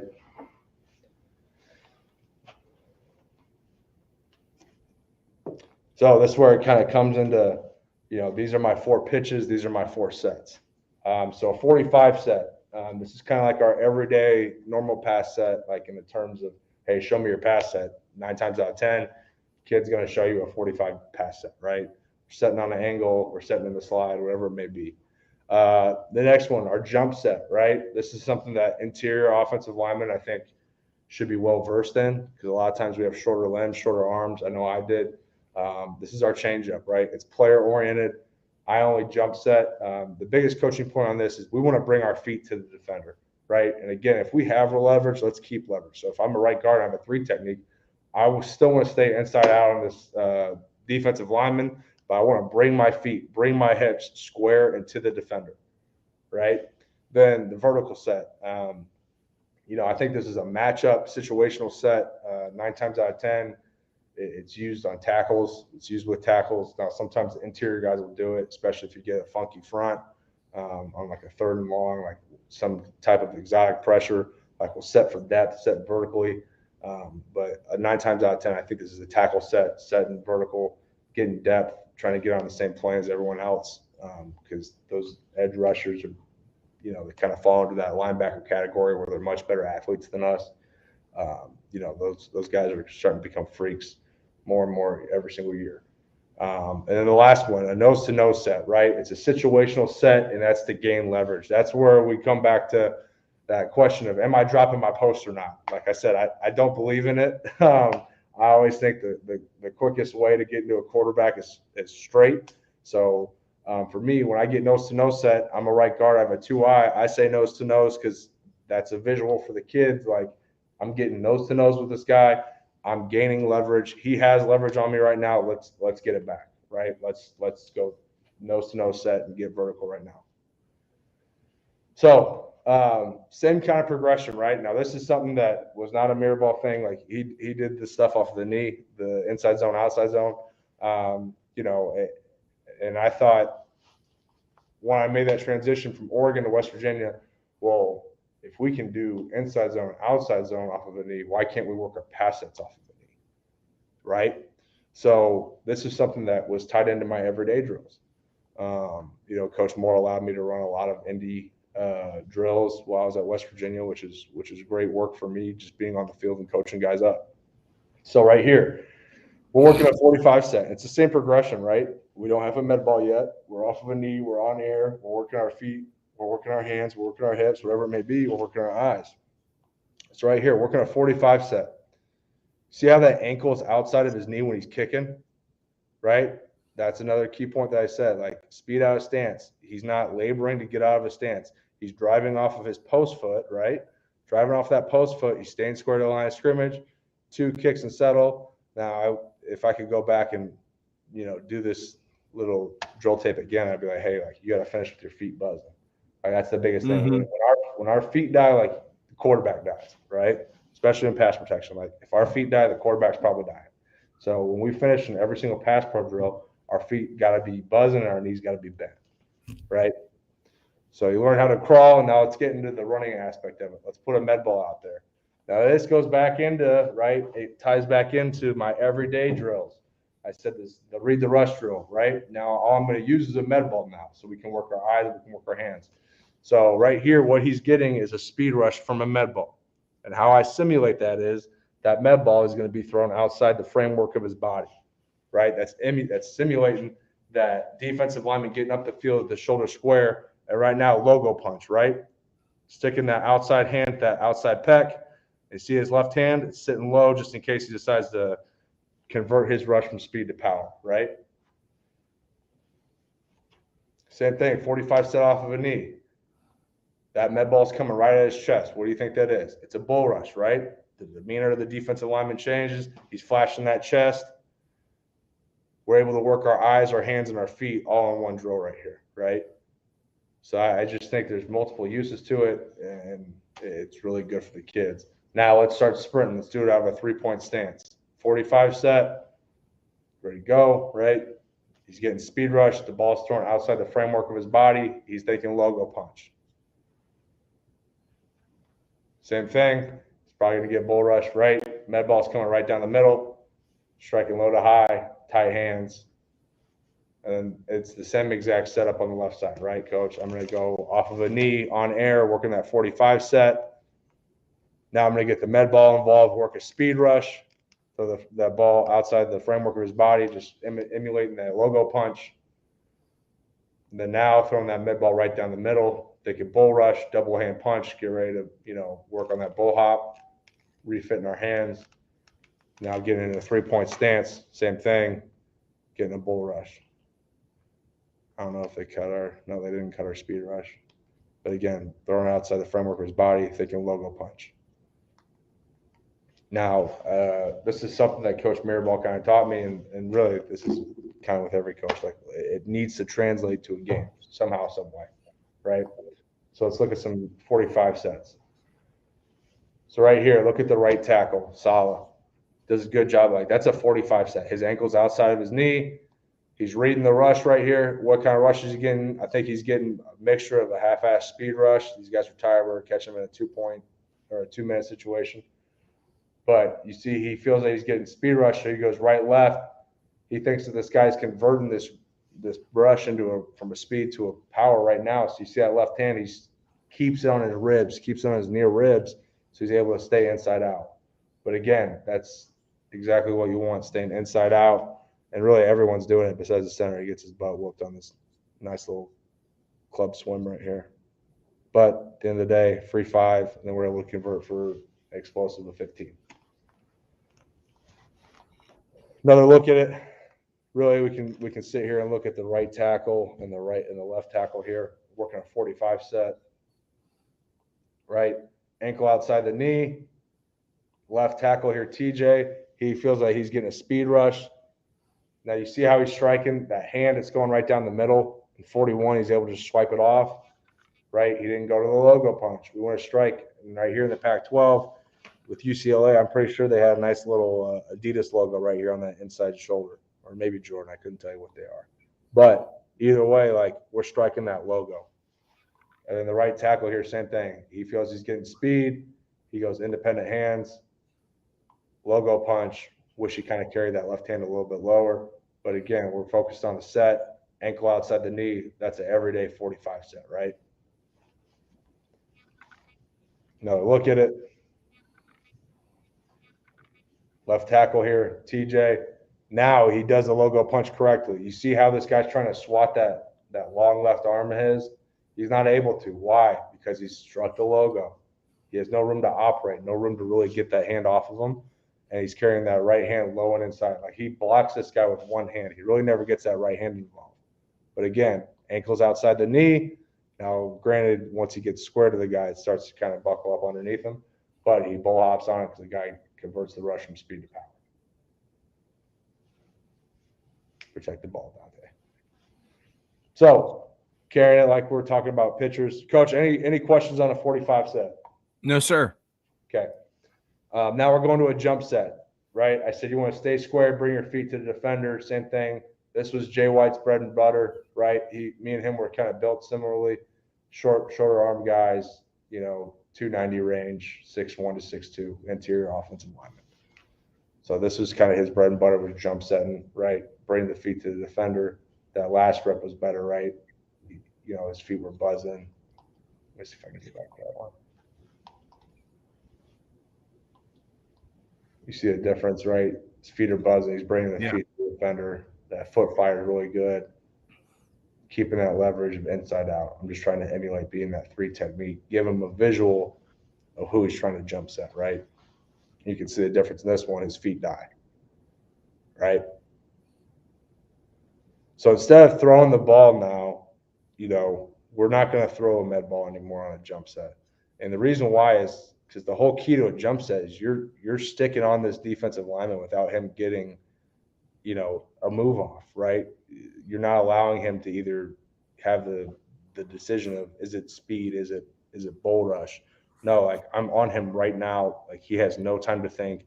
I want to jump him. This is my changeup. I want to get into this defensive lineman right now and stop all forward momentum. Whatever plan he had to pass rush is out the window right now, right? So bringing our feet to the defender, going right, left. I like to go independent hands because I think if you go two hands and you miss, like that is the worst case scenario, right? You jump set someone and he's able to pin that inside shoulder, the inside elbow, and then club, swim, rip, or whatever he does gets inside you.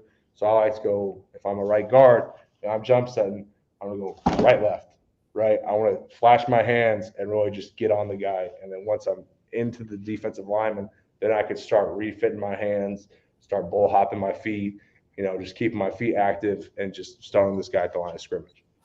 So we're no longer going to really, throw the med ball. Is it outside? Is it speed? Is it power? Whatever it may be. So I'm holding that med ball as hard as I can and just allowing him to strike, right?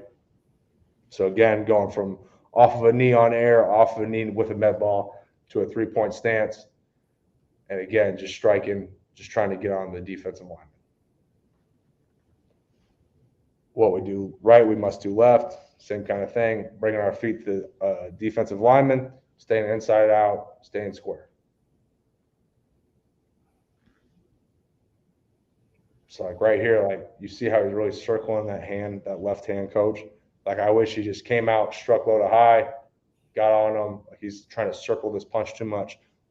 Quickest point to anywhere is straight line, so let's come out with a straight line with our left arm. Again, circle that punch.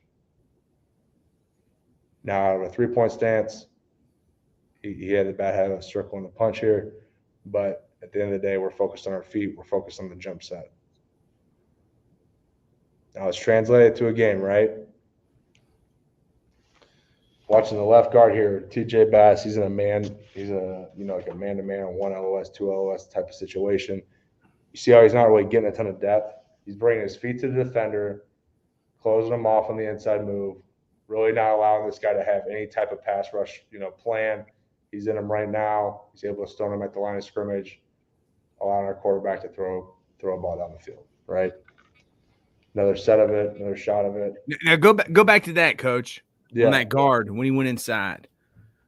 Like I think when these guys talk about losing the post, I think they're basically talking about like what occurs right here. They're not saying like they actually teach losing the post, but it almost naturally happens. Like he almost becomes the center. Do you understand what I'm saying? Yeah, no, I get what you're saying. Like that is something that like it happens. Yeah, Coach Marable, when I talked to him, he said he does not teach this. It just naturally happens. Like I guess it's against his code by even saying that he teaches to lose, the post foot. Yeah. But I mean, it actually does happen. I mean, right there. Yeah, absolutely. Like now that's something that like it happens almost every single day, right? And it's like it's going to be almost impossible to not have that knee-jerk reaction of opening your post if a guy crosses your face, right? But for us in our individual drills and our group periods, we're trying to, develop it to these guys through muscle memory of them posting back into the line of scrimmage so we have power, right? This like naturally happens all the time where the post. He's actually becoming like the center. Yes, it just naturally opens. Now, like, do I love that? No, but are we getting the job done? Yes. So does it really matter? Not really. You know what I'm saying? Like, yeah. I'm not going to give this kid a minus if we're sitting here grading the film the next day because his post foot drops, because that's just fighting pressure with pressure. Like, if this is a perfect rep, like, right here, you see how that post foot steps underneath himself, right? If it was a perfect rep, he's almost rolling his hips through and he's fighting pressure with pressure, posting back into the line of scrimmage. Mm-hmm. Now, that's something where, for me as an offensive line coach, I've been able to kind of see this throughout the couple of years I've been fortunate to be coaching, where it just happens. And even when I was playing, now I played center, so it was switching all the time. Yeah, it wasn't as big as a deal. But when I got to the XFL, when I got to the NFL and I played guard, like if you drop that post foot, like that's a straight line to the quarterback, right? So this is almost the same kind of idea. Like when he crosses your face for an interior offensive lineman, it's almost like a oh shit block from a tackle where if this, like let's say, now when I say oh shit block, this guy's up the field now and you're not out of your stance and you have to open and drop, bail this kick hip and just, buy time for the quarterback. It's the same kind of thought process where it's, all right, I'm here. And then all of a sudden he crosses my face. Oh shit. Hey, I got to drop my foot just to stay in front of the guy. Right. Now, in an ideal world, like he's keeping his hips square, he's lowering his weight, and he's posting back into the line of scrimmage. Is that attainable on every play? Absolutely not. Can we rep it and continue to work on it? Absolutely. So for me, it's really just it's the idea of when these kids are doing when they're playing or whatever it may be, like they have the wherewithal in their eyes in their head that hey, I can't drop this post foot. Did that happen? Yes. Absolutely. No doubt, Coach. Thank you. Yeah, without a doubt. Same thing here. Working a jump set. Now, TJ, he's our left tackle here. He was a left guard by trade. Like he played left guard for us, but sometimes he played left tackle. Like that's Coach Mirabal is a guy that played 5 best in whatever position that they needed to play. So he was comfortable with jump setting. So right here, he's staying square to the line of scrimmage. He brings his feet to the defender, stays inside out. I don't love his hands because he's striking outside. I wish he knocked off that long arm. But again, at the end of the day, what does he do? He's staying in front of his man. He's playing basketball, and he's able to give the quarterback a decent pocket for him to step up and deliver a ball. Again, it's a holding penalty, 315. But, like, we're just talking about the set here. That's a picture-perfect jump set. Number 7, like, he has no plan of attack, no plan of rush right now. As soon as he sees that offensive line on him right away, right? So, again, just another great rep of the jump set. Another look at it here. I think this is our left tackle, George. Yeah. So, again, George, the left tackle here, inside out. He's got a 5 technique. He does a good job of staying square to the line of scrimmage. Again, love his feet, hate his hands, right? His hands, he's clamping. But, again, what does he do? It's a clear pocket. He's 6 yards away from the quarterback. I'm not going to overcoach that. That's a good job. Quarterback's able to deliver a ball in a clean pocket. We're able to make a big-time play for my guy. Jalen Red, touchdown. So going to the last one, not last one, but the last one that you can really teach off of a knee in this kind of situation. The vertical set, right? I think that's a matchup type of set. I think that's a situational type of set. Right, so matchup, you're a right tackle or left tackle. You have a 6'6", 225-pound edge rusher. That guy's not going to come at you with speed. He's not going to come at you with power. He's going to use speed, get up the field, use his length, use his long arm ball, just getting up the field, right? So we have to set probably a little bit different. So that's where the vertical set comes into play in my mind. Were you at Oregon when they had that freakazoid that plays the Giants? Thibodeau. Yeah. Oh my gosh! How did he not go number 1 overall? Yeah, so blocking Big Kayvon, like he fits that mold of that freak athlete that's going to use speed. Now the difference with him is he was 265 pounds. He had some weight behind him, so he's able to get up the field. The Redskins this year. Oh my gosh! He's watching him live. What'd you say, Coach? Watching him live, some people missed. You can't coach that. No doubt.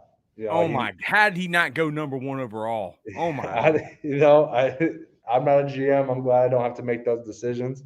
But I think he's in a really good situation with the Giants. Yeah, I think so. Clearly, like they're starting to turn that around, and I think Dayball up there is doing a good job. I think that's where he's at. I could be wrong. Yeah, that's where he is. He's at the Giants. Okay, yeah. Again, that's a Alabama guy, so they talk about him all the time here. But does a great job. It's been exciting to see the Giants kind of get back to. I'm not a Giants fan by any means necessary, but it's good to see them always doing well. But yeah, Kayvon, he's been a big reason for why they've done well. Now, whenever we would do one-on-ones at Oregon, always being a pain in the butt whenever he'd be up. It's almost like, all right, Yeah. let's chalk this one up as an L for the offensive line because this guy is a freak. You know, he's 6'6", 265 pounds, and probably ran a 4.5. So he Yeah. has the speed to get on the edge quick, but he also has the hand leverage and the power to, convert that rush from speed to power, which in my opinion as an offensive lineman, I think that's the hardest pass rush that you will get is the speed to power. Because it messes with your eyes, right? Because if I'm getting square shoulders, all right, it's speed, but all of a sudden he sticks that foot in the ground and he converts it to a bull rush, then I have to be good with my eyes to start refitting my hands and start bull hopping. So it kind of you have to shift your mentality of, hey, I'm going logo punch to, oh my God, now I'm going double hand punch. I'm getting ready to bull hop, right? So that's what he was good at. So that's what I'm saying. Like on this vertical set, you see how he's getting he's still square to the line of scrimmage. That's the biggest thing. We need to fight to stay square, and we just need to get depth. So right here, I'm pretending to be that wide 5 technique, getting up the field. And he can kind of see it. Again, off of a knee, Jay White does a good job of he finishes better with his feet buzzing, his knees bent. But again, he's getting speed rush. Let's get our depth. And the same thought process with the medicine ball, right? He's getting bull rush right here, so he's going to go double hand punch. Getting speed rush, ball's thrown outside the framework of his body, going logo punch, right? So again, just working our eyes, our hands, our feet, whatever it may be. And this is a progression that I think is very important going off of a knee, and especially during like high school camps or, like these college camps that high schoolers attend. Like if you can do like this, it shows me that your core strength's good. You're athletic enough to not labor out of your stance. So this is a very important drill for me in evaluating like kind of high school kids, right? Mm-hmm. So now, like, not making them go out of the 3-point stance because, again, like I said, it's also a situational set, right? Like a 3rd and long thing. So depending on wherever you're at, like you can be in a 2-point, you can be in a 3-point. In West Virginia, we were in 2-point on 3rd and like 6+. So for us, like, hey, let's get in a 2-point stance. Let's work this vertical set. Let's fight to stay square, and let's meet that defensive lineman at the junction point, wherever it may be. Usually, it's about 4 yards in the backfield. When you tell them to take a knee, what stance do you call that? Just take a knee? Yeah, just take a knee. So if I'm in my right-handed stance, I'm going to have my right foot down. Just right knee down. And then it's almost like Pavlov's dogs. You got to spend some time with them and kind of train them up, and then once you kind of tell them, hey, we're going to work lunge progression, then they know. So I can say, hey, progression. Okay. Yep, that's what I call it, lunge progression. There's the pass pro lunge progression, which is this. Inside zone lunge progression was what we saw earlier with the boards. And then there's the outside zone lunge progression without the boards, which is us just running off of a football, right? So it's always a lunge progression. Just kind of learn how to crawl, to walk, then to sprint out of a 3-point stance. So again, just going to roll through these just because I'm almost done here. Vertical set off of a knee, right? All part of the progression. Now we're going to bring a med ball into it so we can work our hands. Our hands are our eyes. You got bull rush here, double hand punch, striking low to high, incline pressing that defender, getting speed rush, logo punch, right? Putting it all together. 2-point stance, vertical set, bull rush, double hand punch, vertical set, speed rush, logo punch, right? So everything's kind of tied together in my teaching progression. Another rep of it, bull rush. Now let's translate it to a game. Watch the left tackle here. Now it's going to be a little bit different. Our left tackle here, number 50. He's got a loose 3 technique with really a 4-eye and an overhang. So right now they're in some sort of, short call, 5-0 call. But he's setting square to the line of scrimmage, right? You see how he's setting square? He's getting depth. The analogy that I always use, like, hey, why do we vertical set? I always tell kids, like, hey, when you go to a movie theater, where do you go sit at, right? Like, do you sit up front or do you sit in the back? And they always say, I sit in the back. I'm like, why do you sit in the back? Well, then I can see. All right, cool.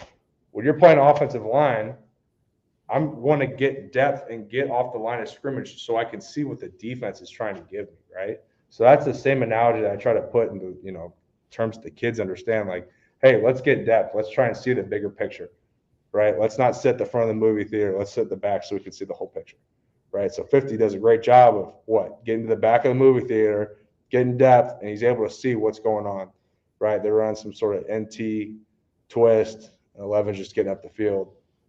But at the end of the day, if he can get depth and he can kind of see the bigger picture and diagnose what's going on, clean pocket, we're able to deliver a ball. Do you think that the offensive line should do that in the run game too? Because they call that playing long. So you can see what's happening, not getting your face in there, not getting mired into guys with all these, twists and pirate stunts. I think there's a time and place for that. Like playing long, I think in your first couple of steps is good because then that's where all the action is going to happen. That's where all the twists and whatever, like the initial line stunt's going to happen because you're not going to get a long developing twist in the run game. I just think it's impossible because you're going to get on the guys too soon. So I think there's a time and place for it. But like when I'm in a run block, like I want to be in it. I want to throw everything into it, full 100%. Like I want to get into the block. So I do think there's a time and place for the I'm long, play long kind of ideas. But once I'm fitted, like that's my guy. And now I need to always be peeking for that linebacker, right? That's kind of like a look and a feel thing. But there is some merit to the if you're long, let's play long. Again, watching 50 here, the left tackle working that vertical set, right? Don't love his eyes because he's expecting a TE or whatever, right? 3 and a 5, in my opinion, is a game alignment. So his eyes are wrong, but his feet and the fact that he's setting vertically allows him to buy time and see the bigger picture that, hey, there's no twist going on. This is a straight rush. He's able to get a piece of 6, allowing our quarterback to throw the ball on a crucial situation in the game.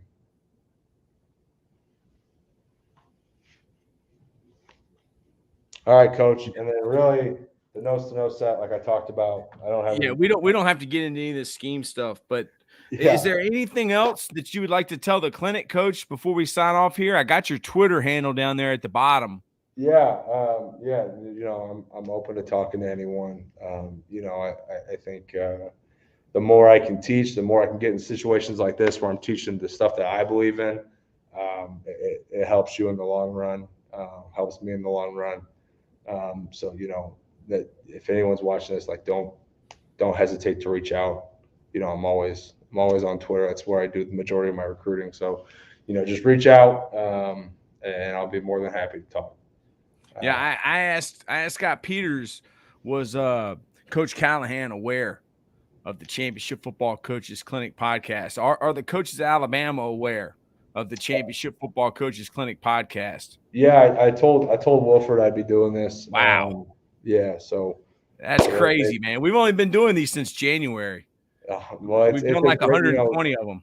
There's always a it's a good place to be at. Okay, let me pull you up on the screen because I can't even see you.